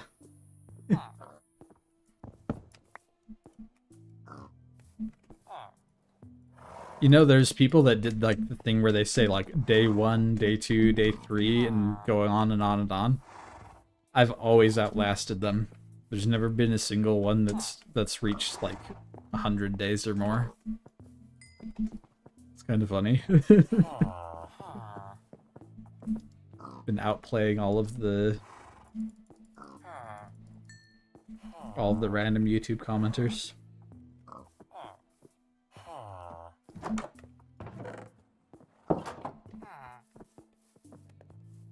It's kind of dumb. Yeah. It is. What do you mean you guess you're not a real one? If you're doing a streak of comments daily, then you gotta do it daily, and you gotta not give up until I fail the challenge, right? And I would know to reply to them every day. Exactly. And they'd get to say something and get a response from me every single day. Like, not even my friends get that guarantee a lot of the time, if I'm gonna be honest with you. Seb says he's not really part of the YouTube community. Guess you'd be more of the furry community generally. Yeah, I mean, there's no problem with that in my opinion.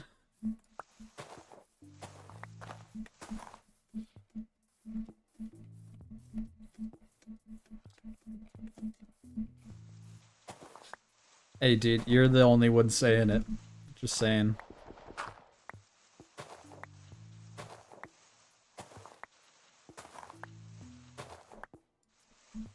Check out Labyrinth and his series Mao Making Appa. What? Is it like a Minecraft series? What is it?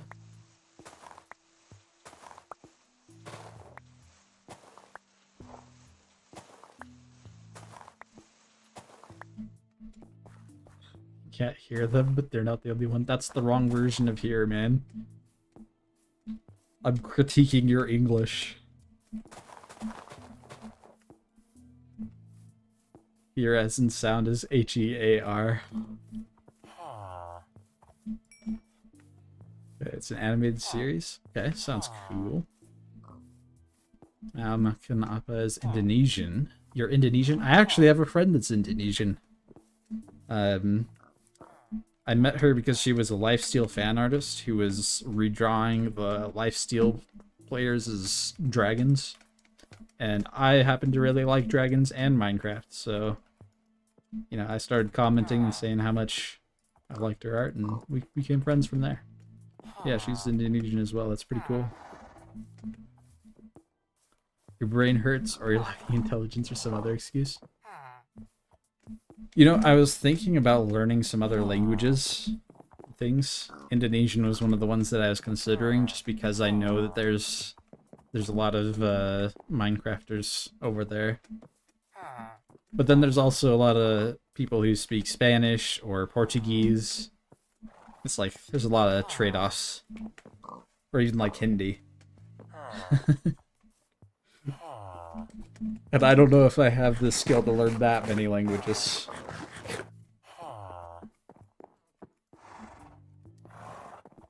But I think it'd be pretty cool if I could, like, dub my videos in my own voice for different languages.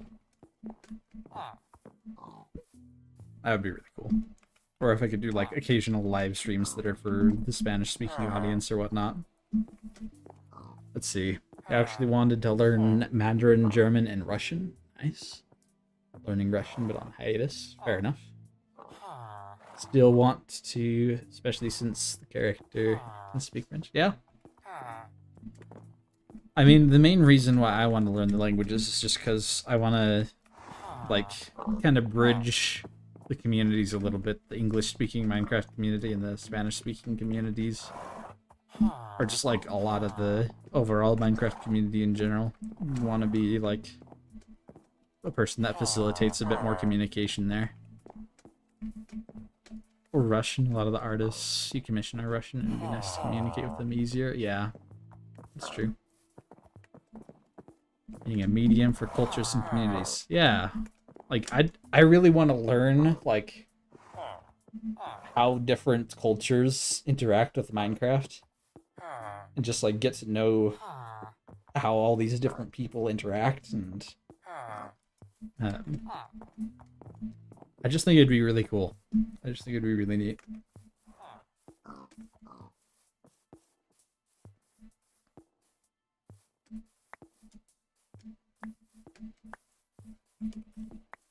There is like that one mod that that some of the Dream SMP people made, I think, that does live translation. But, you know, there's that, and then there's actually being able to speak the language, or at least trying to learn the language and trying to speak it. I just don't know if I have, like, a big enough community to find somebody who speaks Spanish that I can play with and learn from a bit more directly. So I think that's the biggest thing holding me back, that I don't know how to learn very well when I don't have actual people that I can talk to. You said you kind of don't have much interest in Minecraft, so you're doubting you'll be active in this community. That's fair. There's no compulsion to be. You're saying if a series is big enough, there's going to be translations. That's true. I just think that I want to put in as much effort as possible to, like, show that I'm trying to connect with and understand people, rather than just, you know, them being an afterthought, if that makes sense. Because I don't want to have, like, an AI auto-dubbed Spanish-speaking thing, you know, rather than, you know, actually genuinely trying to connect with them at their level, right? If that makes sense. I don't mean that as, like, a demeaning thing, but more like, I'm coming to them rather than them coming to me, if that makes sense. Zev says, under dude bro guy creature thing it. Fair enough. How long do I plan to on streaming? I don't know, until I feel like stopping, I guess. I don't have a particular reason to stop anytime soon. You know what I... Yeah, sure. Just being vague for fun. Saying, dude, you know that AI that makes captions for videos? Yeah. It's been getting better. Saying I've been streaming for 2 hours now. Yep, yes indeed. Respectable 2-hour stream.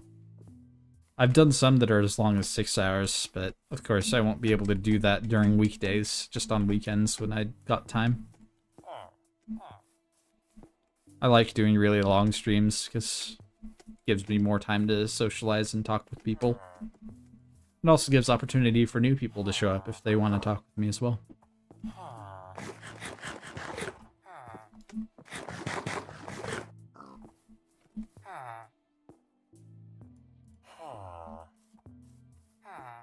Hmm.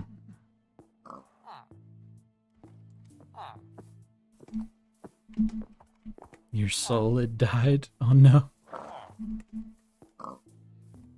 You gotta be careful with that thing, man. Actually, you know what? I'll just put this in the bundle.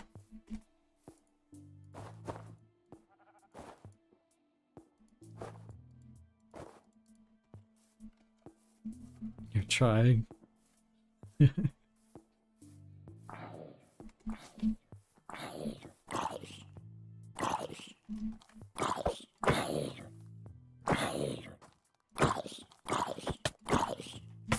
I am on fire.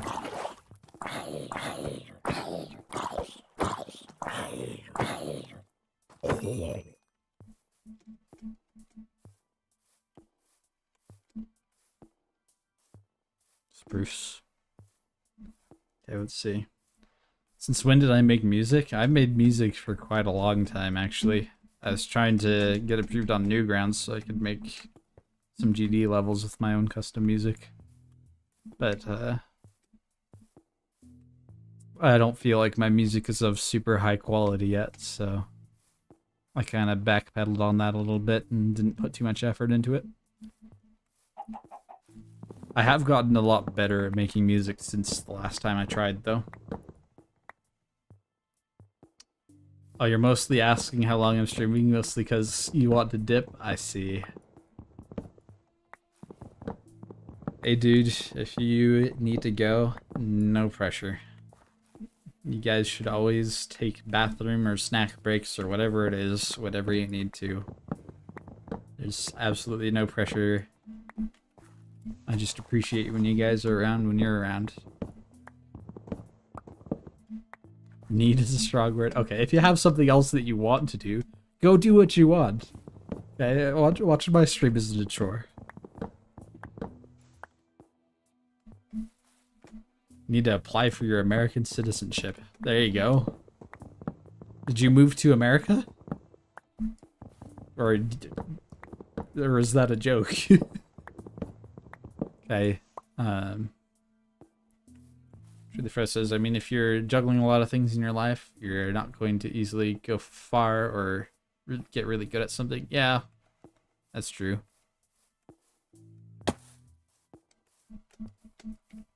You're Native American, so you can bypass it. Okay, well, there you go then. Welcome soon to the US of A.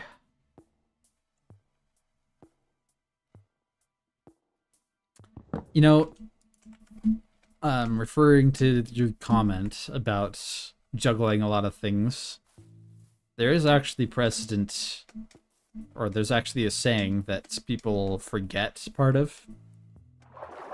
You know, jack of all trades, master of none. But there's another part to it that says that they're often much better than a master of one. Because in general, if you have one skill that you're good at, but you're bad at everything else, then, you know, you're bad at everything else, and that can make you not useful for a lot of things. But I'm just generally kind of useful at almost everything. And I feel like that is pretty powerful. Just in its own different way, right? So yeah, I'm not like super great at making music, but I can make some good music. I was actually working on making a soundtrack for a friend of mine who's trying to make a Rain World mod.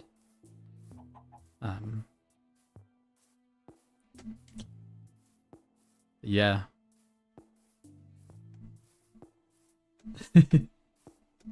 Want to move to Texas?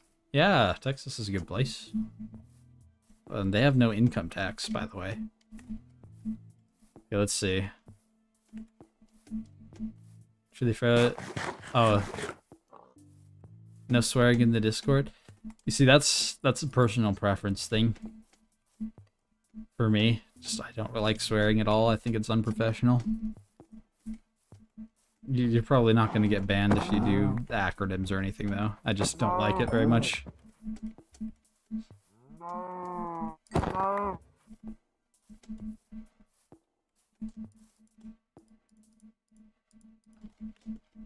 So, yeah, don't sweat it. It's just...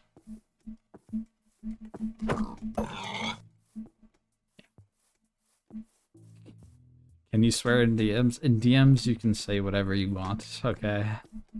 I mean, it might annoy me, but I'm not gonna stop you from doing it. I'm not gonna, like, go unfriending people because they swear.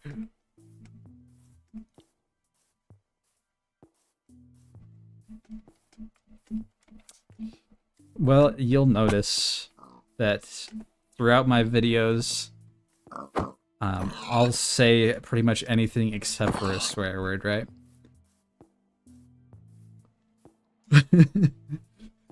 Like, if you go back through my videos, there's so many goofy things that I've said. It's kind of funny.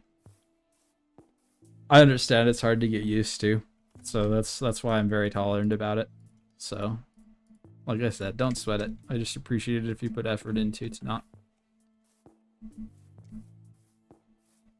If you were doing it on purpose to harass me, I don't think I should keep you spread. I mean, yeah, but there's a difference between harassing me and just, you know, being silly. I can appreciate that difference.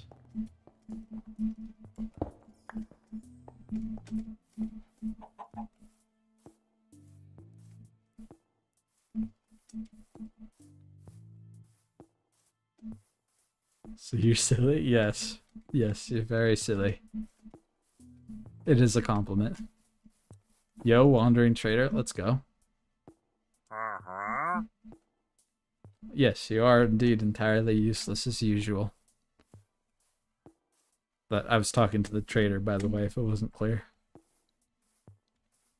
I would never bully you guys like that.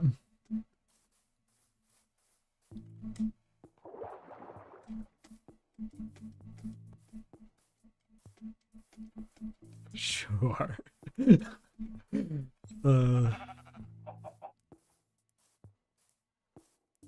Okay, I just need to get some lapis so I can do some enchants real quick.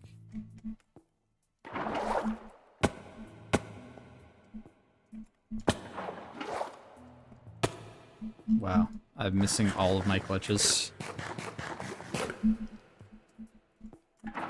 There you go. This is what I need.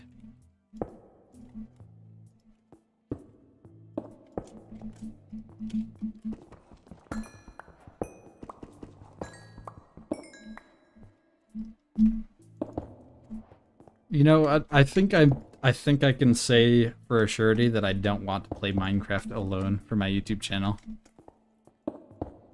I very much like doing things with people. And I mean, like, talking on stream with you guys directly is very nice. But it would be nice to actually be in-game with people as well. Forget who's older near you. I'm 21 right now. Video games in general are just better with friends. Yeah, 99% of the time. There's a few games that don't lend to it very well, but that's the exception, not the rule.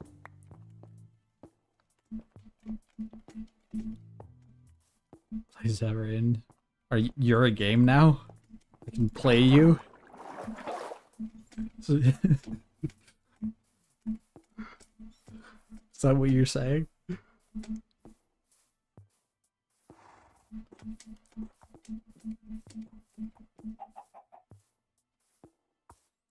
Oh, he's a boss fight. Okay. I actually did have one of my favorite boss fight experiences playing Minecraft a while back. It was Winecraft. I'd be impressed if you were able to top that boss fight experience. This is not even an adult. You're the youngest fellow here. There's no problem with that, man. We're chill. As long as you're not being an annoying Tommy in it back in his heyday. Cancelled the project. I'm sorry to hear that. Still got the arts though. Okay. I don't know if you guys know about this, but I am actually working on a game development project in the background as well. It's a pixel platformer inspired by Undertale and Deltarune. I've got the proof of concept, actually. I might be able to show it on the stream real quick, although it's literally just a proof of concept of the overworld, and that's about it. Or part of the overworld.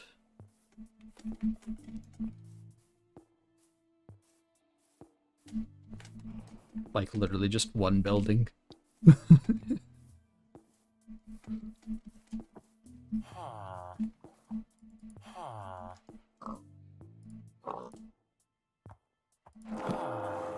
Sure, unbreaking. Why not? Blast protection. Sure. There we go, there's some proper protection. Feather falling is nice.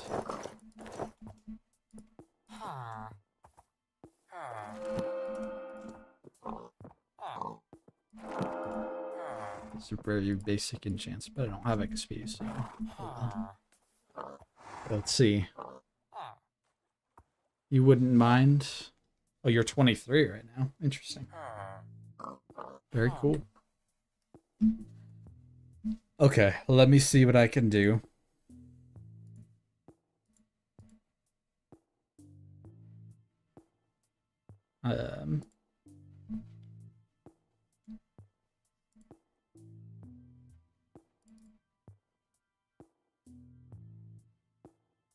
Interesting is crazy. Bruh. It's not discussed. It's just like not of significance to me, I guess. I don't know what to say. It's not a diss. It's just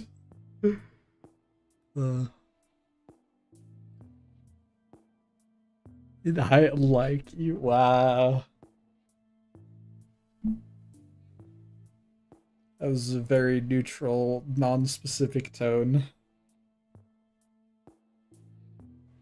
Okay, I'm pulling up the game here. It's not a lag spike here, it's just, here it is.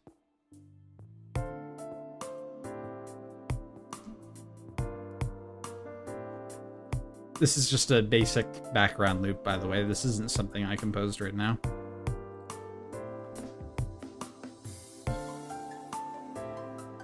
There's no intro or anything. This is all art that I did. If the stream is not loading, by the way, try refreshing it.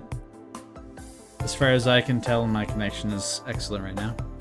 Where's the dragon? It wouldn't be showing up till much later. There'd be no dragons yet.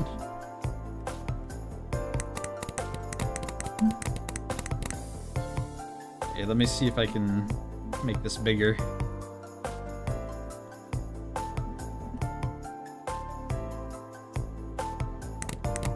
Is it Ender or some other dragon? It's undecided. It might be me, it might be a different one. Gonna hop off now? Alright, thank you for showing up. I appreciate you coming here. Means a lot. It's your bed. Feels nice and solid.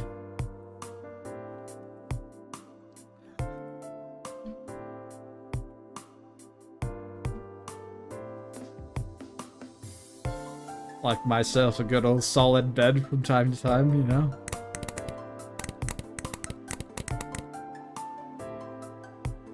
It's Alright, first one in, last one out. Indeed. Nothing inside. I could put some of your important items in here. It's your important stuff box. Too hungry to get any more unpacking done at the moment, though.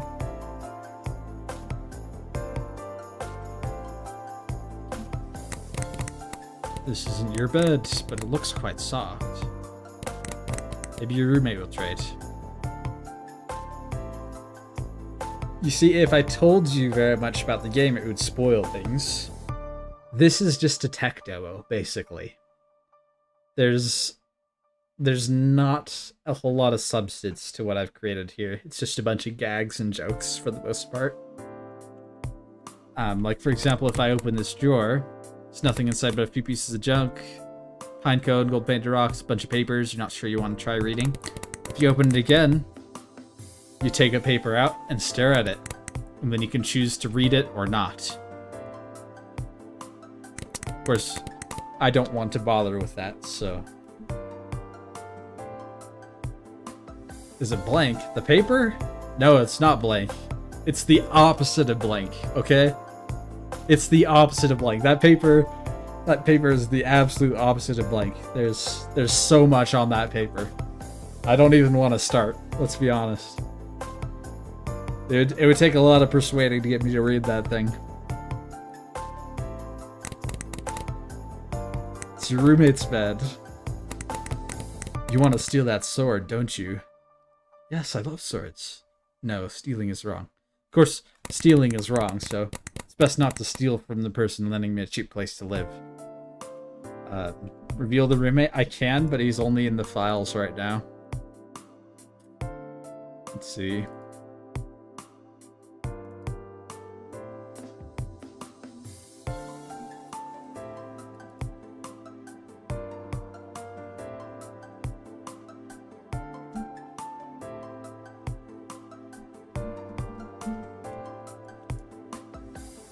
Here. Let me see if I can pull this over. Here's a tiny image of him sitting on a couch. I can also play as the roommate, because the models for the players are changeable. Yeah, he's a nice guy.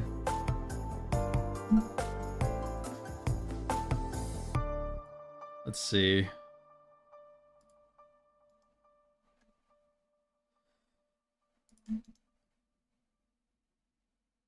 If I pull open the document.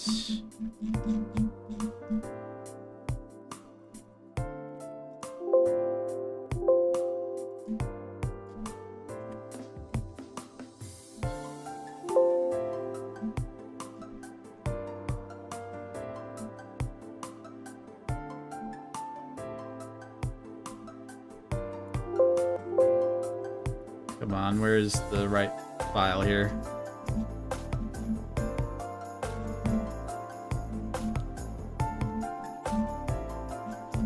Trying to remember what line I have to change the player's skin.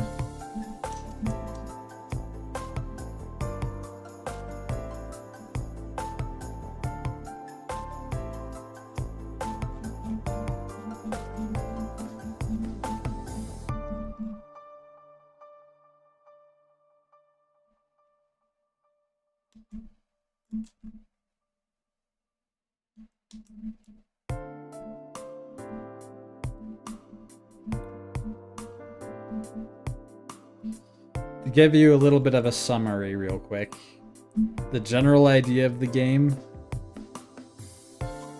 is that your choices have consequences, and sometimes choosing not to do anything is a bad choice too, right? Sometimes there are no good options. Sometimes it's gonna be hard. Yeah, so this is kind of a choice game, but it's not necessarily going to have like a set good route or a set bad route.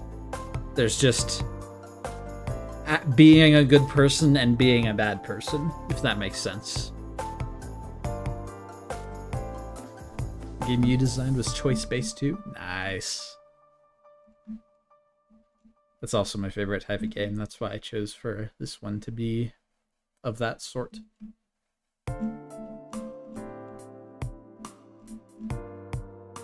There we are. I found it. Now if I save this, reload, now I'm Marlowe. So this is the roommate character. His name is Marlowe. It's funny how the red shirt person sleeps in the blue bed and the blue shirt person sleeps in the red bed. Yours was ambiguous, no good or bad. You just what you wanted to be or choose to be, yeah.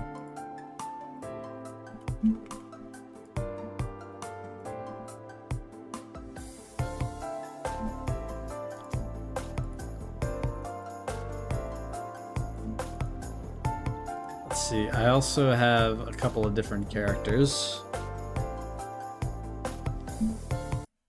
Like this guy. This is one of the NPCs. It's a rabbit. Saying good doesn't mean you get the good ending, and being bad doesn't mean you lose, right? It's a rabbit magician.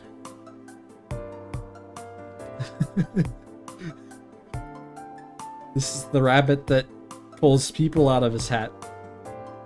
Maybe, or something, I don't know.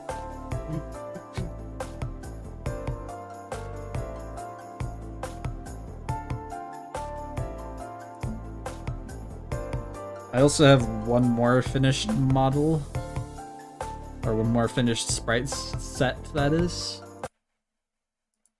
And that's this kobold.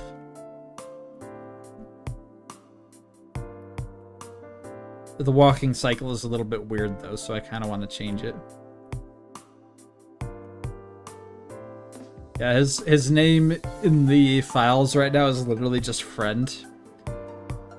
The idea is that this guy, his boss told him that he needed to take care of anyone that came close to his post. And he interpreted take care of as in to give you some food and a nice place to rest. So he's a very naive but friendly character.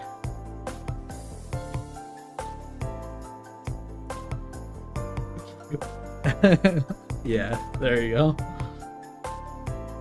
Alright. Back to... oh. Assuming the boss meant harm? Yeah, that's exactly what the boss meant.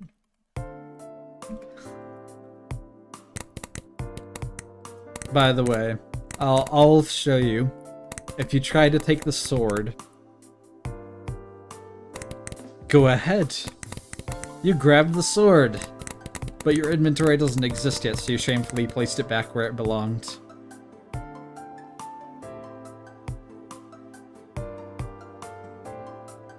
Thing. Unfortunate.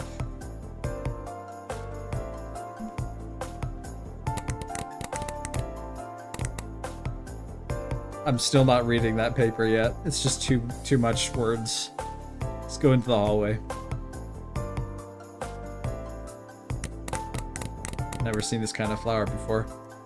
Honestly, I don't know what kind of flower this is either, and I'm the one that drew it. Box full of music, DVDs, and other media from your childhood.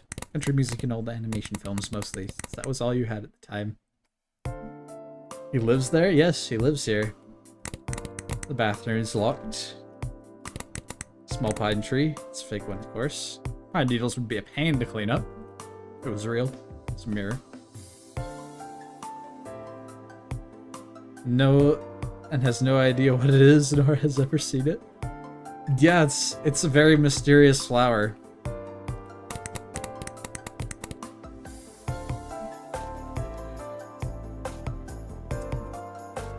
Fun fact, the mirror is just transparent and there's actually a second player that has inverted controls running around behind in the background. That's how the mirror works. This door is also locked. It says also because the game knows that I already checked the bathroom door, so I know that one of the doors is locked. If I interact with the mirror, Is it really you? Better check again, just to make sure. It's translucent, not transparent. In terms of technology, it uses alpha, which is transparency, is what it's called. So, okay, you're pretty sure it's you? Probably. It's you. There we go. He just had to take a second to figure out. I could go downstairs. Or I could leave a strange tension that just leaves you wondering what on earth is down there and what's in that drawer that I don't want to read about. I could also go here, and you can actually see the mirror sprite here. This is a bug that I didn't fix because it was the proof of concept.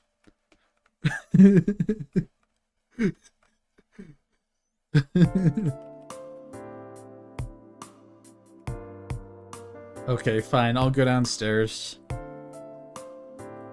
There's a fridge here. An empty fridge. Never have you been more disappointed. Well, except the time with the sword.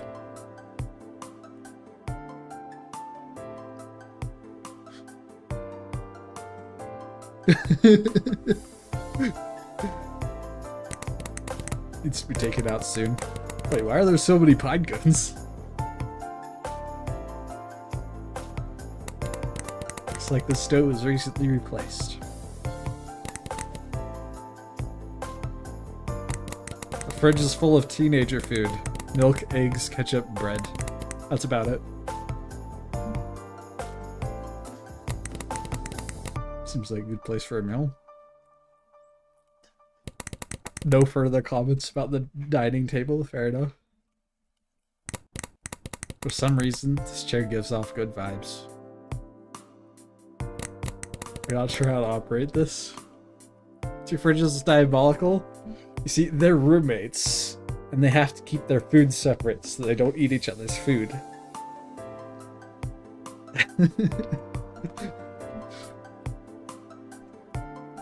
Either that, or... what is going on with my controls? My controls broke for some reason.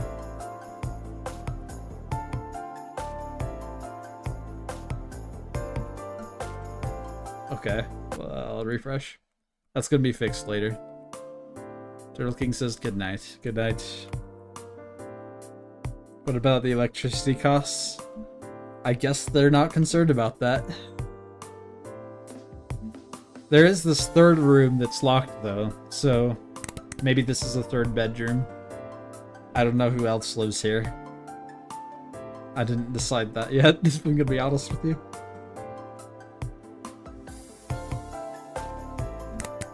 TV has some gaming consoles plugged in, but everything's off right now. I actually did start working on the bathroom. I do have art for it, but I didn't actually implement it in the game yet.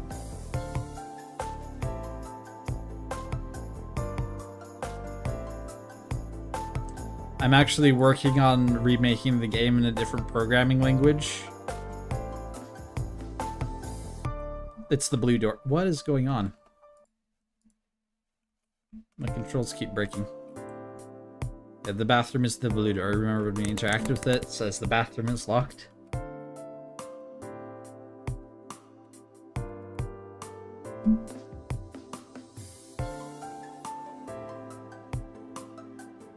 Yeah, I'm remaking the game in a new programming language, which is why I'm not adding the bathroom to this version. It'll exist in that other version, though. It's a very iconic couch. Why was it iconic again? It's just a mundane couch. A lot of books here that seem to be pretty random. Nothing stands out. Looks like a good day outside.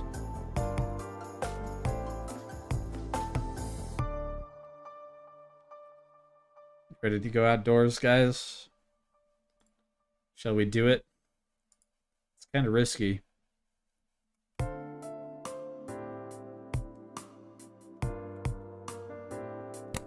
Can't go outside. You need to keep your reputation as a gamer. Touching grass would just be too much. I just can't do it. Sorry, guys.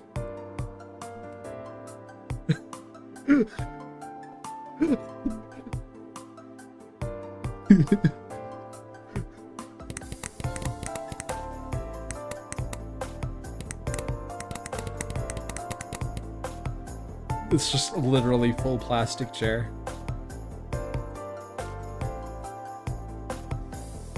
The only way he could be living any more of a teenager lifestyle is if these were just bare mattresses on the ground.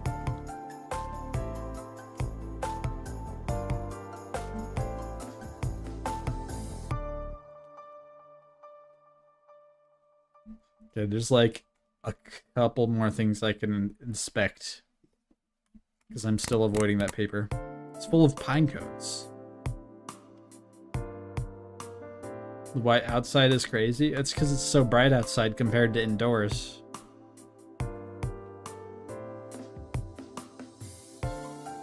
It's just too bright for you to see without your eyes adjusting to the brightness, you know?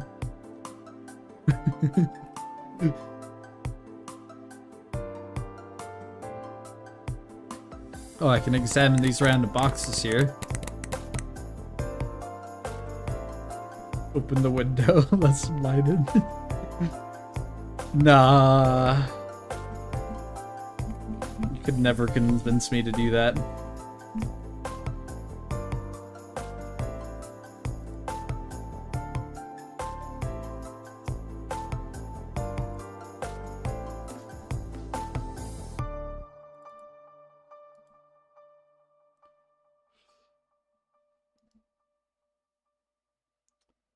Can't believe I won't spoil the plot. Yeah, I know. Sorry, man. Just can't do it.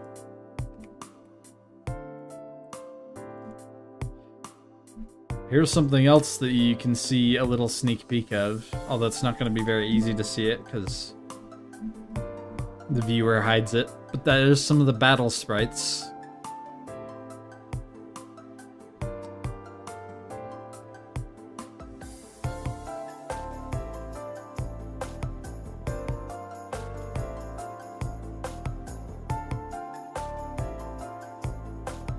There's things like blocking, taking damage, swinging the sword, pointing to do some sort of action. It's just a general action. Pulling an item out of the pocket and using it to heal or do something, and casting a spell. And then summoning the sword back, which he then swings down and goes back in the battle stance for.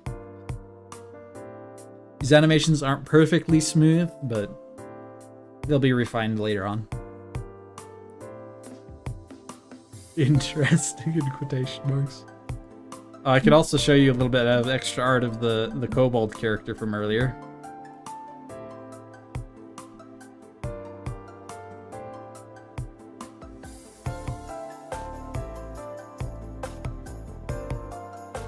Just those two head sprites. That's about all I have right now.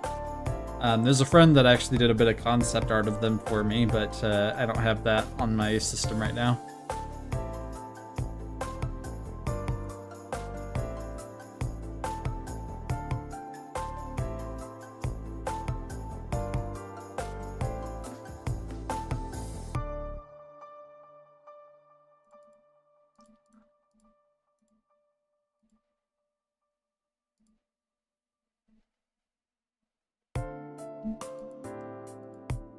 It's always Discord if I get that's true. That's true. Okay, fine. I've showed pretty much everything that I can reasonably show. For some reason I can't find... Oh wait, never mind, it's here. I found the bathroom. And actually the mock-up for the battle screen.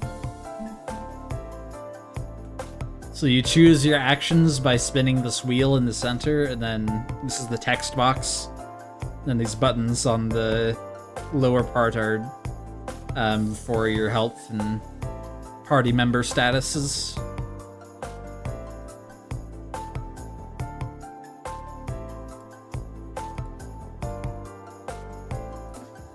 Let's see.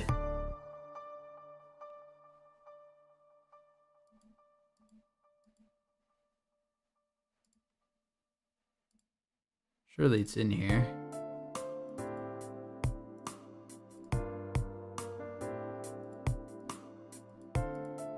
Well, I can't seem to find where I put the bathroom concept art that I was working on, but it's fine. I'll figure it out later. That's about all I have to show aside from the paper, so let's do it. You'll understand why I'm so hesitant to read this thing. It's a lot of text on that piece of paper, you know.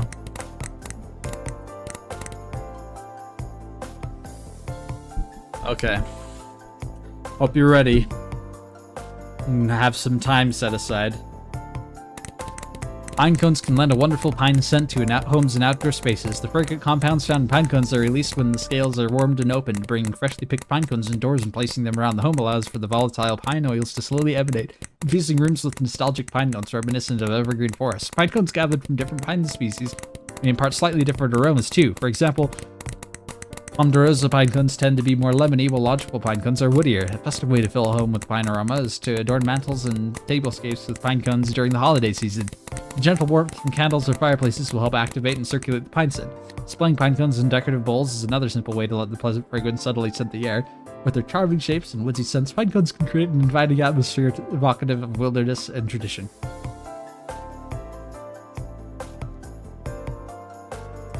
Fun fact. I specifically programmed a special feature in here to make the text smaller just so that I could get that entire content into one text box. Because I thought it would be funny if I made the character seem apprehensive, and then if they did it anyway, they'd be met with this. Just a bunch of really small text, all put into one text box that just keeps on going. See, what would be even better is if I had the text box start scrolling, and it just kept going until they skipped it. You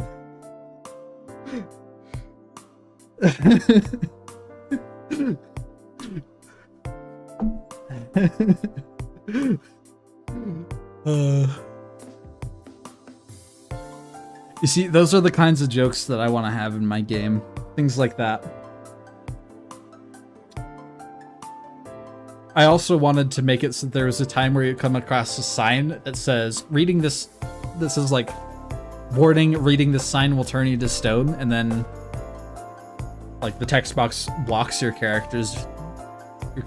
view of your character while you read it. And then when you close the menu, your character's all gray and you can't move. And then a wizard has to come and like save you. There's lots of like little random gags that I came up with. Rolling in like 10 times that. Exactly. Exactly.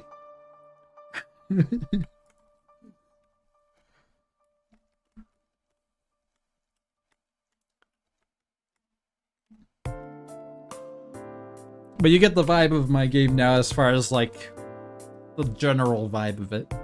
There's gonna be a lot more serious parts, though. Like, I even have an idea for a puzzle section where you have to climb a giant clock tower. And then there's an entire steampunk region. There's an old-style New York region that's full of crime.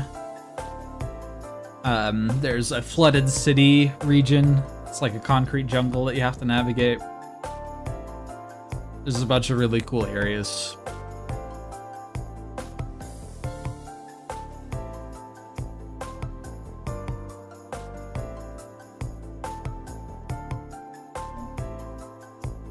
It is pretty crazy, and it's a huge project to be working on solo, but I've made some pretty decent progress, all things considered, so far. I just can't show off most of the story stuff. You say hire people, but the thing is, how would I be able to do that? Like I don't have any money or resources to do that sort of thing.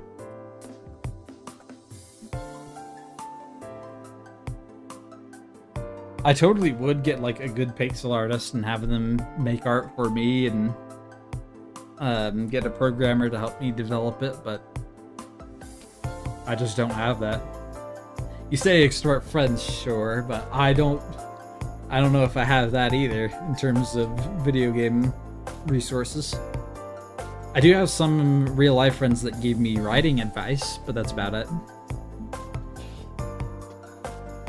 Luckily, I at least have enough skill to make the pixel art that you've seen throughout this game so far, so hopefully I'll be able to pull it off. I'm going to release it in chapters. So I'm going to develop the first chapter all the way through and release it as a free demo. And then I'm going to open up donations and things and hopefully get funding for the game that way. For legal reasons, you bet you got friends to help. Yeah, that's pretty clear. Don't worry.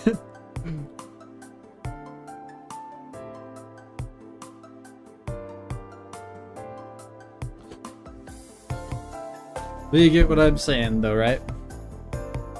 I gotta make the first chapter completely solo. All the game systems, all the hard parts. And then maybe I'll have something that people will care about. Because right now it's just the passion project of some random guy. And I don't think anybody wants to invest in that. Act 1's gonna be a vibe for real. You get to take down some cultists. It's gonna be great. Invest in Dragon, yeah, there you go.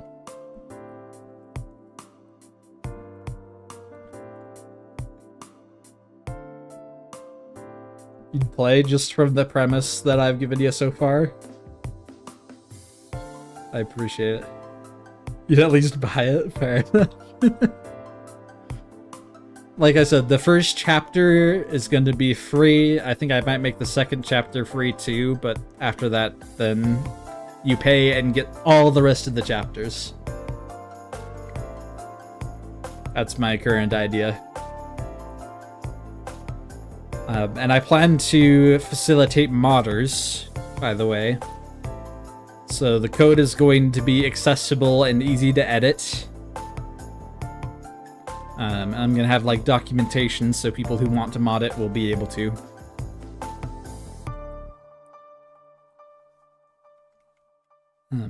So I hope that people will be able to do something with that and make some cool stuff.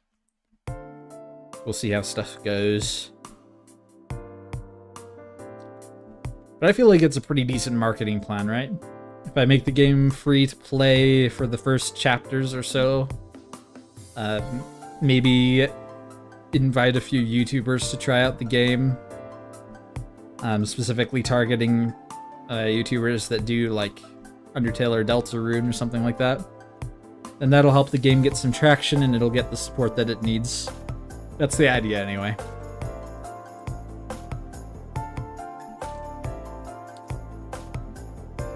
So Loki, you'd split Act 1 into 2 parts, have the narrative, leave the player base on a cliffhanger, but then release Part 2, have players experience the first act.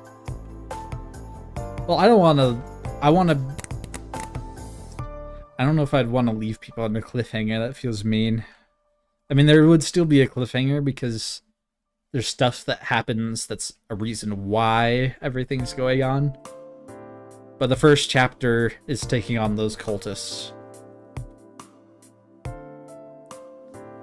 At least Part 2, have the players experience the first act with the details and such.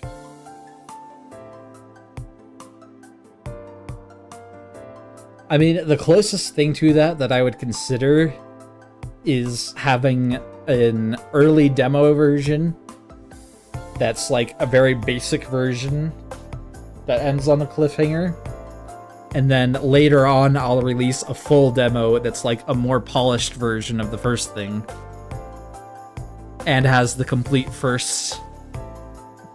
story for the first section. right? Like, it's a similar release schedule or release method to Deltarune, right? Because Deltarune, they released their first chapter, and the first chapter kind of has a story all on its own, but there's more to it, and there's questions that don't get answered, right? That's kind of the idea that I want to do. But honestly, I just need to get some stuff from this game out there and actually start getting some resources to work with. So whether I do an early demo that's a little less complete first and then the full thing later, or if I do the full first chapter, those both seem like they'd be pretty good approaches.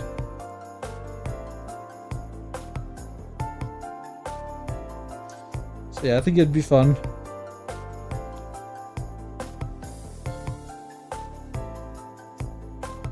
I think the biggest thing holding me back is like the technical systems right now. It'll take a long time to finish it. How long do I project it would take to complete it?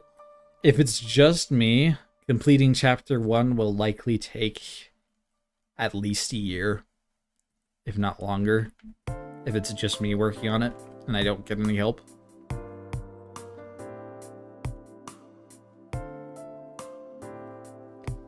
But the thing is, there's really no other way that I could make this exist besides, you know, making it exist myself. At least right now. Because there's just no funding, right?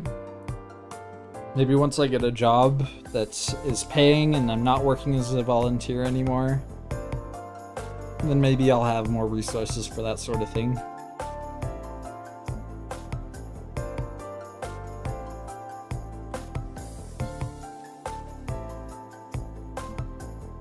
How much funding would I need? I'm not sure because I haven't developed a game professionally before. And because I'm the only one working on it, I don't necessarily have a budget since I'm not spending any money, just time.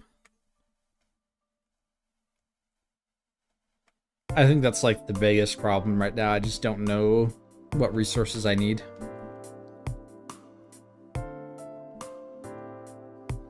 Like, optimally, I could find somebody who's, like, passionate about the idea of the story and who would want to work on it with me and, like, stick with me throughout the whole thing. That would be great.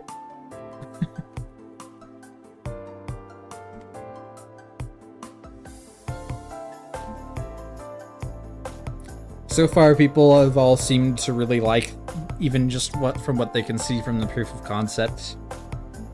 And I think this proof of concept is a very good tool for getting people interested in the idea and getting some help with it, so that could be good. Could do writing and story stuff. Most of the stories already got the rough drafts written in. I haven't got the details or the chapter-specific arcs drafted completely yet, though.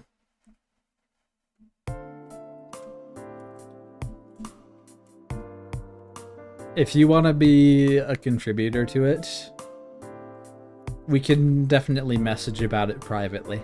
Probably not something that I'd want to discuss too much on the stream itself. Because, you know, if I do talk about any of the lore of the game, I don't want to have it leak.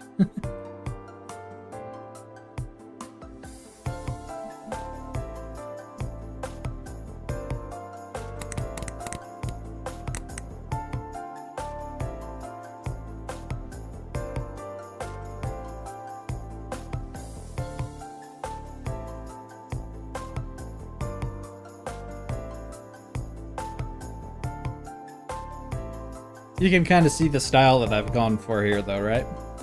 It's kind of like inspired by Undertale and Deltarune, but it's still got like its own unique flair. I do the character art differently, that sort of thing. And a lot of the items in the world are a little bit more simple, I guess, in shape.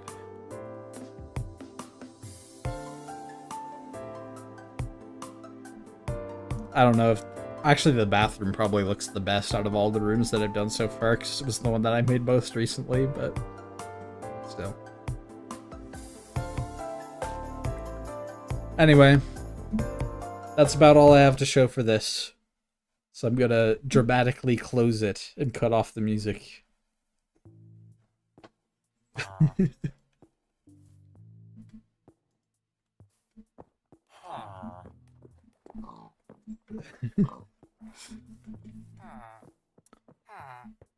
But you know what? It's starting to get a little bit warm in the room. I have to have my window open most of the time so it doesn't get too hot in my room.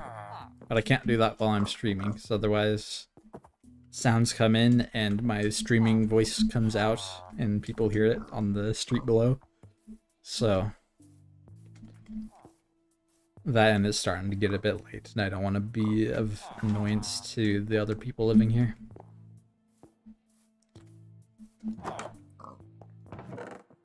I appreciate you hanging out for that long time that I've been streaming so far. It's been like over 2.5 hours, almost 3 hours now. It was good. I appreciate all the time that that people spent coming here today. It's encouraging to know that there are people that are gonna be showing up and whatnot. Plus the 7 minutes from the first stream. Yeah, there you go. You're devoted. Good man. That's what we like to see.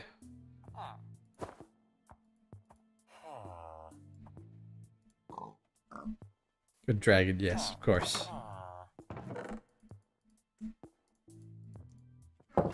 Fun fact, by the way. If I have the custom player models mod, I will show up as a dragon in game.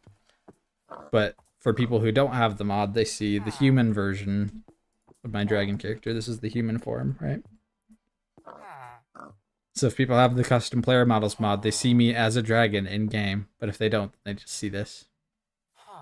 Blending in exactly.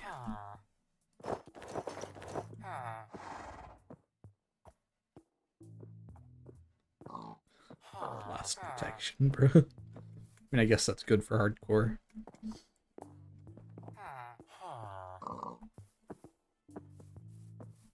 Like your dragon skin? I mean, I like mine too, honestly. I just think it'd be kind of funny to have that little quirk where if people want to see me as a dragon, they can. Otherwise, I just am a human.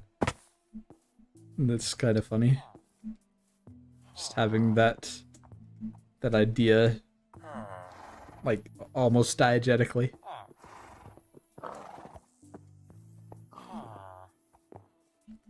You can't imagine yourself in the human form? Fair enough. Technically, the human form is not canon. In other words, the human form is not something that Ender can do just as an innate ability. It has to be a dedicated spell that he prepared. But there is an alternate universe version where Ender always was a human. And that's what this is from.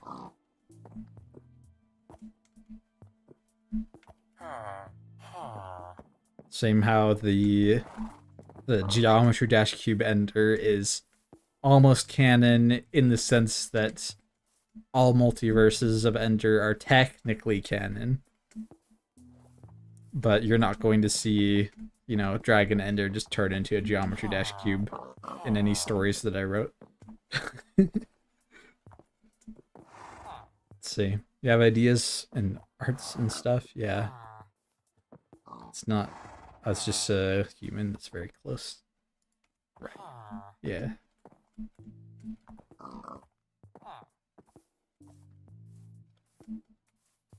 Yeah, there's a lot of crazy lore going on. Like, I think I told you specifically in the world that you were coming up with. You know, in theory, my character could exist there because, you know, he gets split across the multiverse, right?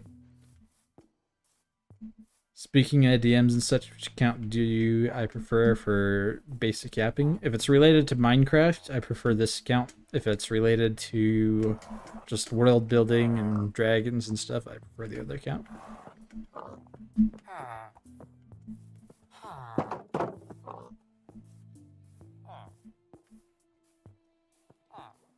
It helps me keep the gaming and the other things separated, like I was saying before.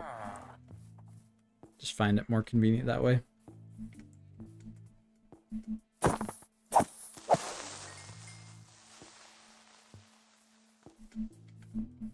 You can do both, especially since you're building Severius in Minecraft. Wow, nice. You know what I'm building in Minecraft? Everybody else to the left doesn't get to see this.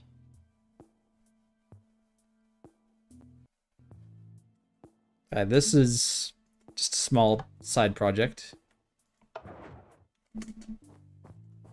It's a giant piston door that I made using double extenders and slime.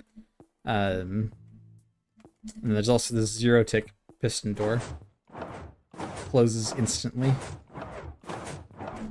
But this is what I'm building in Minecraft.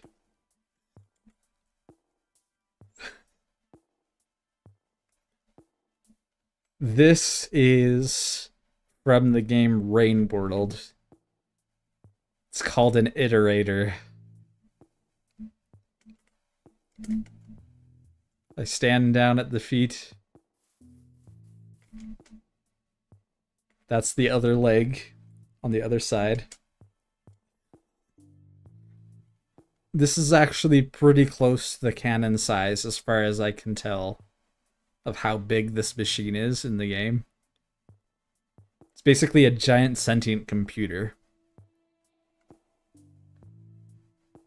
And in the game you can run through it and climb up to speak to its puppet or whatever you call. So you can talk with it directly. So it's basically just a giant AI data center that's just running one very advanced AI. That's effectively what these things are.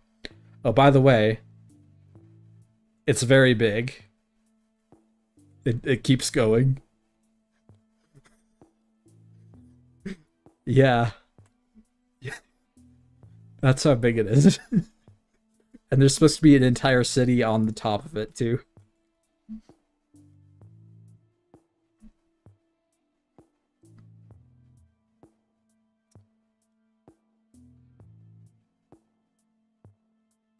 Fog is wild. I mean, I can get rid of the fog. Just have to...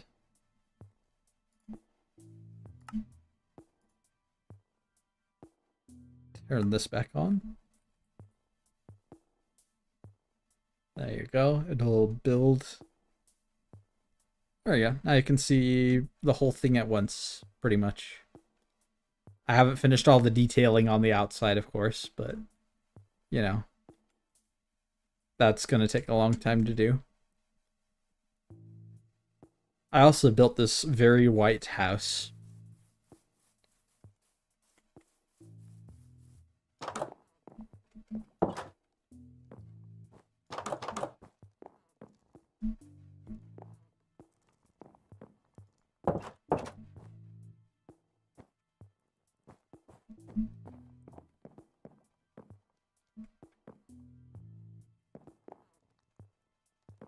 Home is wild, yeah.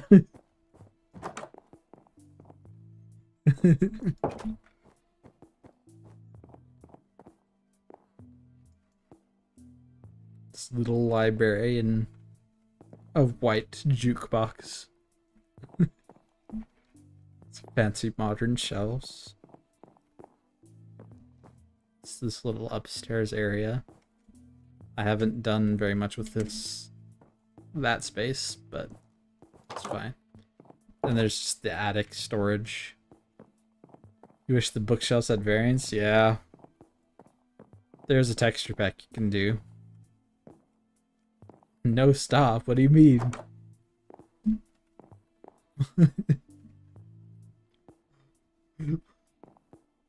place this glowstone? Why? You can't see it. You can't see it. It's up out of view. The only purpose is for light. I'm in creative mode, so I guess I can do it for you. Since it doesn't cost me anything. It does look pretty nice. You know, assuming you could ever see it from down there, but you know.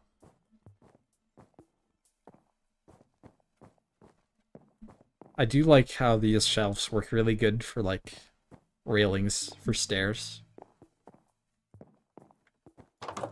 I'm a big fan of that.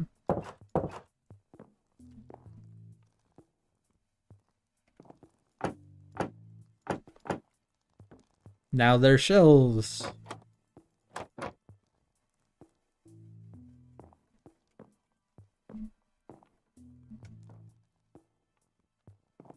Of course, you gotta have a little white flower there.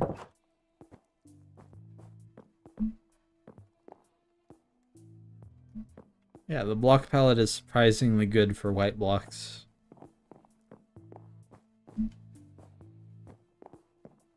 I mean, I don't know if I'd consider it very much of a palette because it's literally just white, but you know. The combination of these two is awesome. I'm a big fan.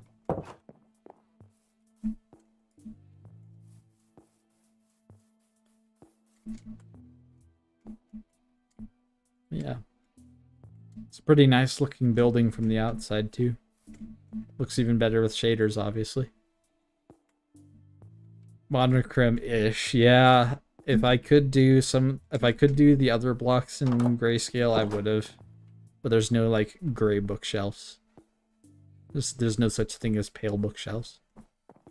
No such thing as pale pots. Pale cakes. The painting is probably fine as is. It's like the one part where color could be. Yeah.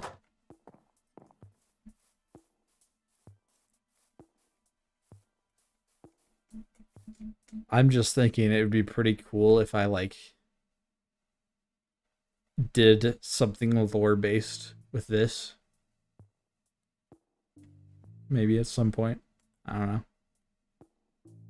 This is something that I'm taking from an existing game, so I don't know if I should do anything with it besides just maybe showing it off, but it's not necessarily, but it's easier to build the shapes with just one block color starting out, and then I can go and do a second pass swapping some of the materials. But for the most part, yeah, these things are not very fancy in terms of aesthetics. They're just very utilitarian machines. In the game that they're from, these giant computers put off so much heat that they cause, like, torrential monsoons all around them that are fatal to be out in. That's why the game is called the Rain World. Just from all the heat that these things generate.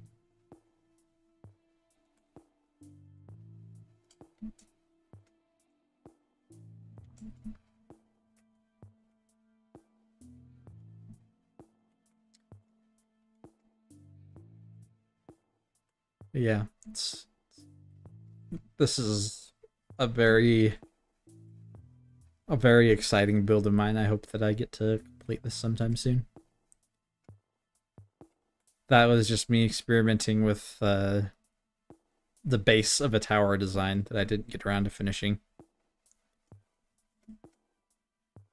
And then just redstone experiments.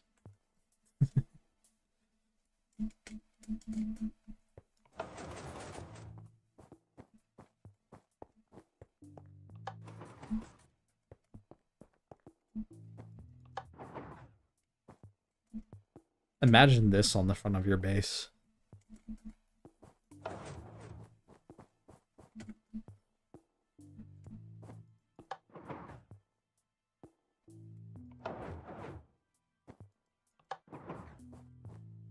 would be cool. You see, I want to do like lore-based videos and do like really fancy builds for them.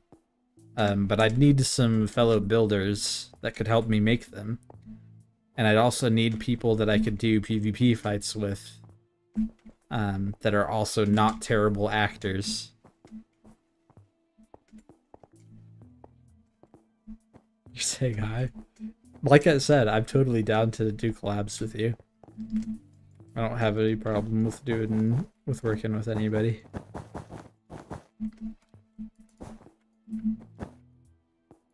The only issue is I need more than one other person. I mean, I can probably start out with maybe one other person, but your acting is only good for the visual. Yeah, you see, I need voice. I need somebody who I can talk to in a story sense.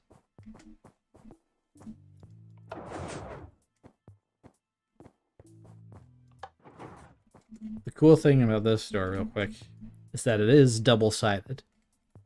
So you do have good-looking blocks on both sides of the door. The only downside is that this side of the door has to be narrower. Because there's a ugly side here that I can't do anything about because of the way that these double extenders work. If I used a different kind of double extender, I might be able to make it fully double-sided. Saying you need to fix your voice. I'm sure it's not as bad as you think it is.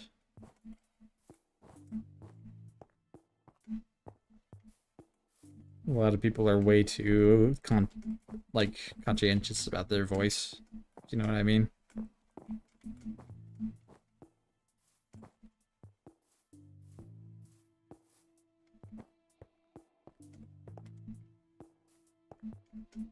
We've talked, sure. It's been a long time, actually. I don't know if I even remember what you sound like. To be fully honest with you. In fact, the only reason you probably remember what I sound like is because I'm streaming live right now and you can hear me.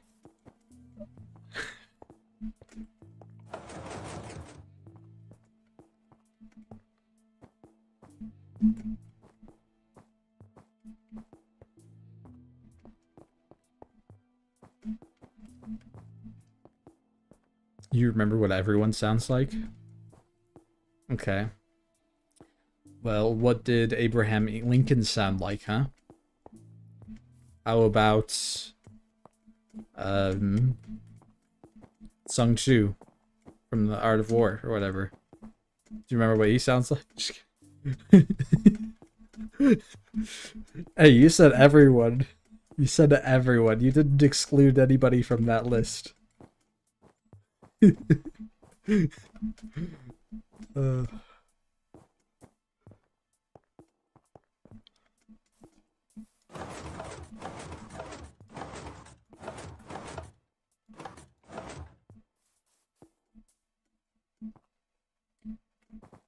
Everyone you've talked to. Okay, there you go.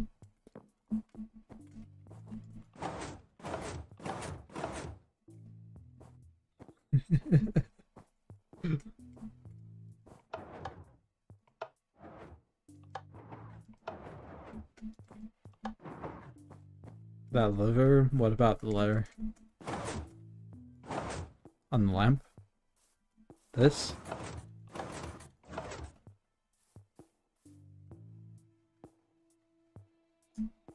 Yes, it would be, but this is a zero-tick generator. It's not actually about the lamp. See, the redstone block teleports. Rather than being animated as it moves. Teleports instantly the second I push the lever. Oh, you... okay. I guess it just went over my head. Dang.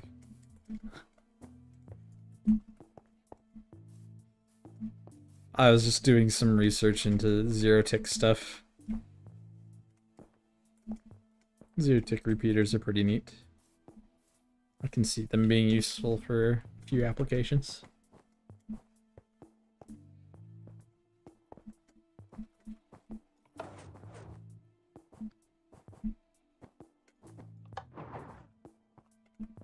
thing to learn, yeah. Just a lot of redstone principles. So I already have pretty decent building skills, hopefully. There's definitely more builds that I've done than that, just not on this client, so...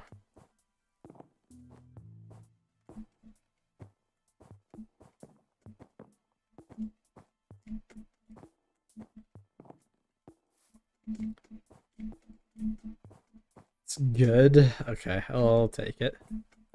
I mean... This thing, once it's done...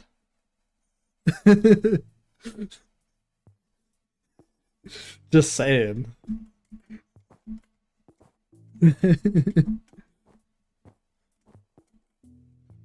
Yeah, this thing is almost as big as your mom. Just kidding. Just kidding. You have to take that opportunity when you get it. You have to.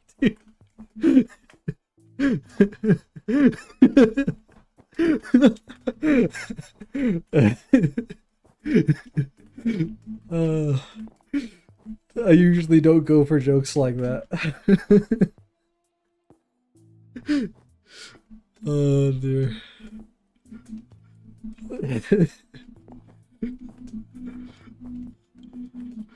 Hey, to be fair, Severian's mom would probably have to be pretty big too.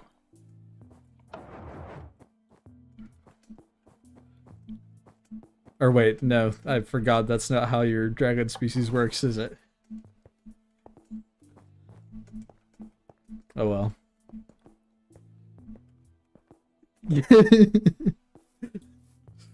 Yeah.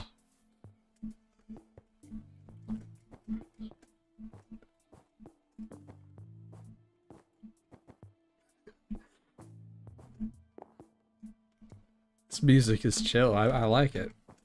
Glad that I found this one.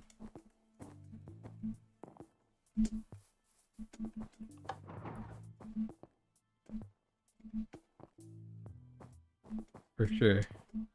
I actually have a few other songs, by the way. Make it in Minecraft? I could. Change it into Minecraft sounds. That's my phone. Let's see, what other songs do I have? I have this one.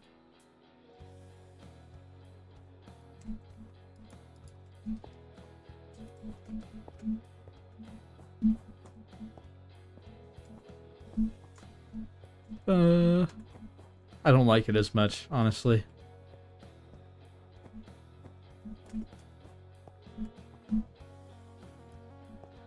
Feels very silly. I could see maybe this on like a peaceful Minecraft server that's already got a bunch of cool builds in it to look at. You know, something that's a little bit more optimistic. Because this is a little too utility for this song. I think that's the only reason why it sounds bad to me. It's just because the vibe is off for the current situation. Let's see. Let's try this one. Black screen. Oh yeah, that's why it's black screen. There you go. In order to change the music, I have to switch to the black screen because I don't have the hotkeys set up for it yet.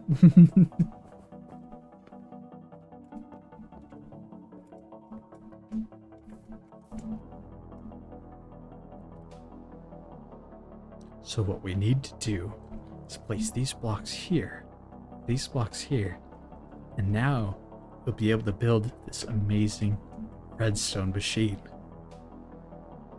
Oh yes. And we need to build these blocks for the door and the lever there. Now we have a completely functional door. Yeah, you know exactly what I'm talking about. That's the vibe it gives off. It gives off the vibe as if I'm working on something. Let's see. Oh, here we go.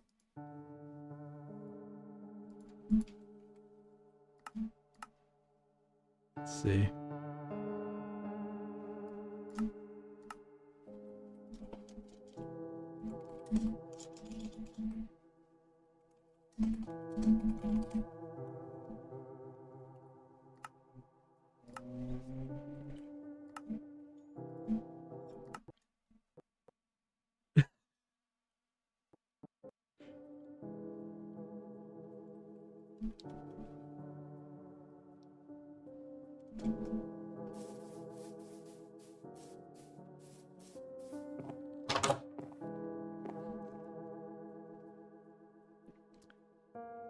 Here, let's see if I can make it even more spooky feeling.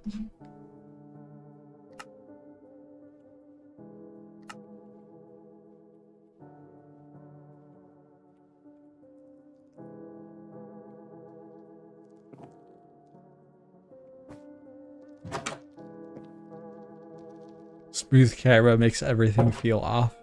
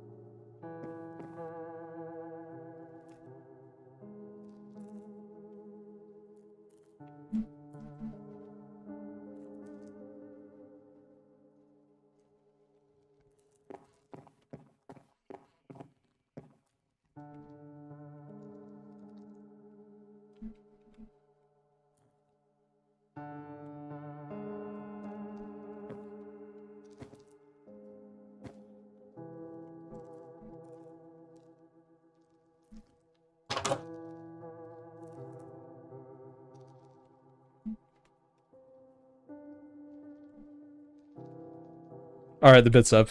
I'm done randomly making everything feel spooky for no reason.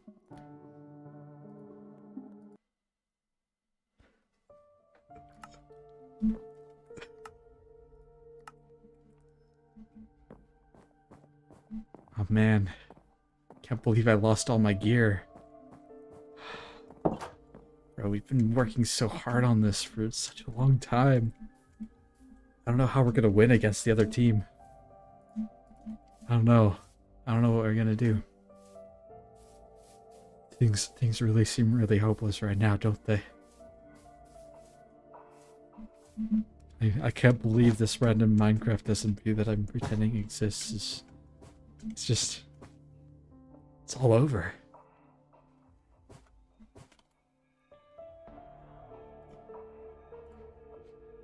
Anyway, that's the vibe it gives off. Okay, now it looks like I'm sneaking. Okay, I found their base.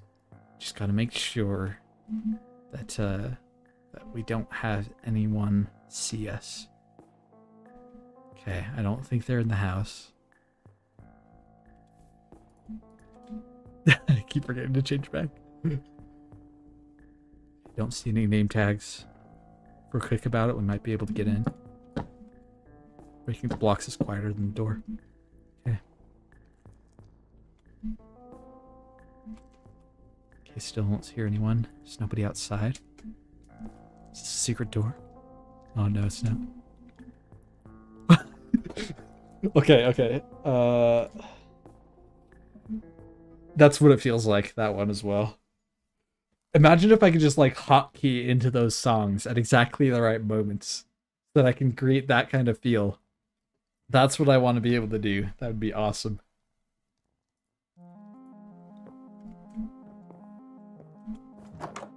Okay. Look, guys, we may have lost, but we can't give up. We need to make sure the screen is never black again. We need to overcome the opponents that don't exist. You know, it's all in your head. So all you need to do is lock in. You can do this, man. We've been playing this game for like 15 years or something. We can play it for another week. This time, the 2-week Minecraft phase will become A 3-week Minecraft phase. Okay, anyway.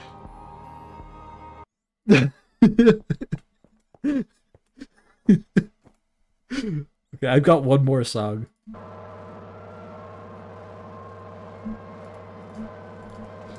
Going insane!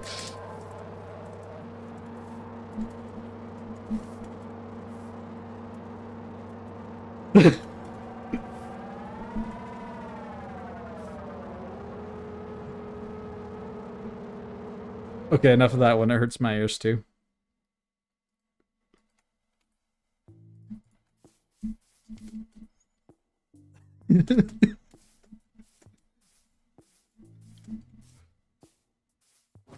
But you know what? That kind of gives you an idea of the type of content that I want to create, though, right? Even though everything I said was absolute nonsense.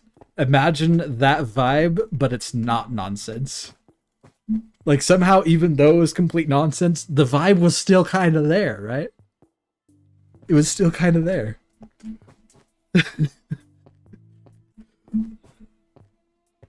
Acting was good. I appreciate it, man. Had you hooked. There you go. I was sneaking through the house and yeah, like almost felt like there was other people that I was watching out for. I was actually sneaking around a base. Just kidding. They weren't real fans. Yeah, they all ran away. They missed out.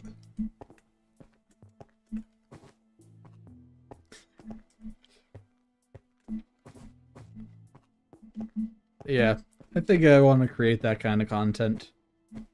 You know, maybe if I do that and I did it as like an application to join the SMPs, maybe they'd be more likely to have me join. I think that'd be kind of funny if that was my application. Just me doing like an absolute nonsense video pretending that I'm on an SMP already.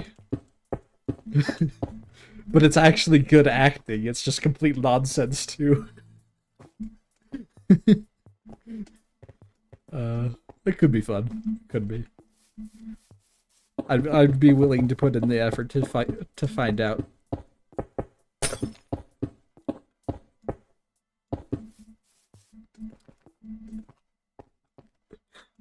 Have it be a joke? Yeah, obviously. Wait, you're saying I should have it be like a publicly uploaded video?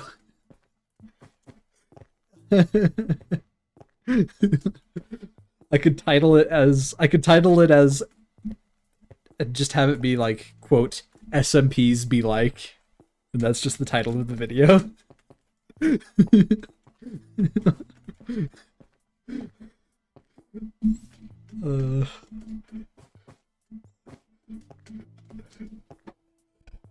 Like, I just act as if I'm on an SMP, but it's literally just me, nobody else.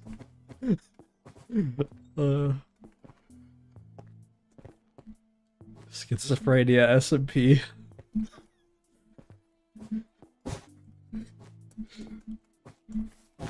That's what I'll put in the description. My gotta have your own hero mind modes. Exactly.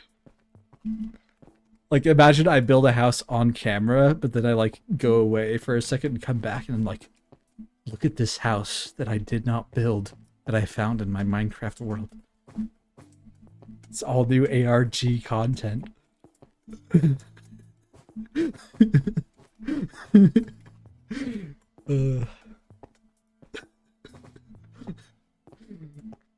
know what? Maybe that's what I need to do. I need to make some funny videos.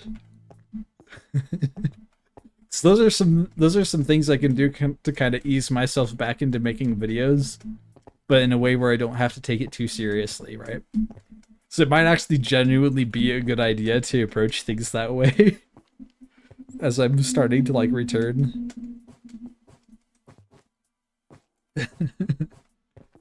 Just think about it, you know? If I'm doing the same sorts of things that I would be doing for an actual video, but it's all a joke, then there's no pressure, right? And no pressure means it's a lot easier to actually do it. And once I've actually done it, it's easier to do it again, but for real.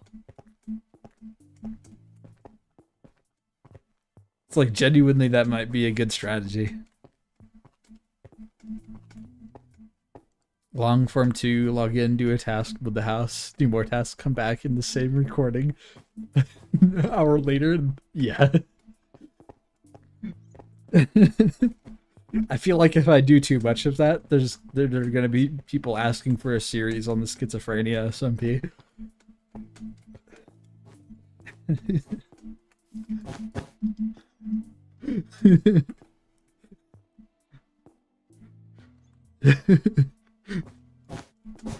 There you go. And then, of course, the very next video in this series, I'll say I joined this brand new SMP that I did not make. I don't know. It could be genuinely funny. When am I going to build this variant statue? I mean, I did build an Ender statue at one point, but that world is lost deep in my files somewhere. It was a pretty big statue too. It was nice.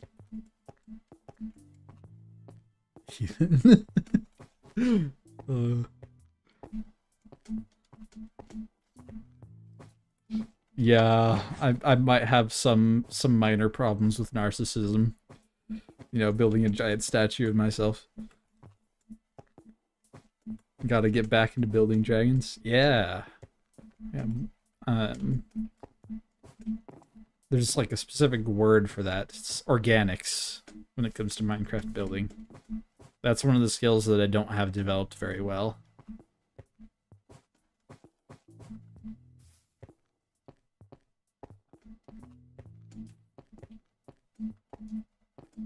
Technically built one, nice. It's good stuff. Yeah, to show me some of this stuff.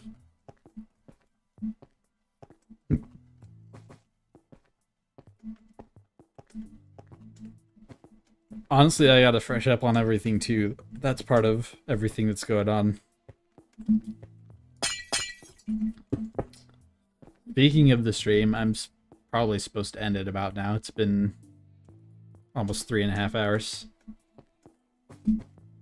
So, considering you're the only one watching at this point, or maybe some random person on YouTube has decided to skip forward in the stream until I'm just talking one-on-one with the guy, and now they've got a comment saying, hey, I listened in on your conversation. You guys are pretty cool or weird. One of the two. I didn't decide which yet. And then they're gonna put a semicolon on the end for no reason in particular. On my end, it also says one viewer, but you know, people can go back and watch the stream later.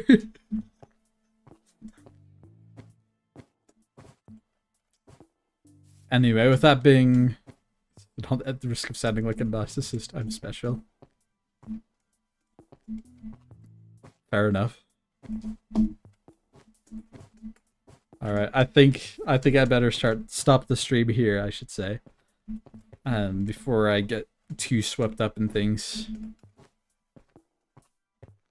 Leave my loyal viewer, yeah.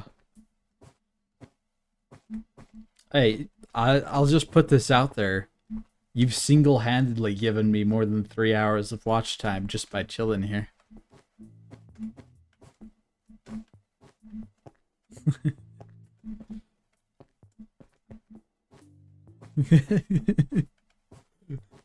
There you go. You support. You see, if I need 10,000 hours of watch time, all I need to do is have you sit here and watch me stream for 10,000 hours. And then I'll get monetized. Right? It's that easy. Actually, I think it's 30,000 hours of watch time. But you know. I appreciate this conversation. Thank you very much for chilling. I got some ideas that I can work on, and I think I ought to either get some rest or get to work. And that's really what I wanted to be able to do with the stream, is figure out, tell people what I've been doing and figure out what I can do now and when it comes to getting the channel up and running again. So we'll see where things go. I'm looking forward to the future. And with that said, thanks for watching.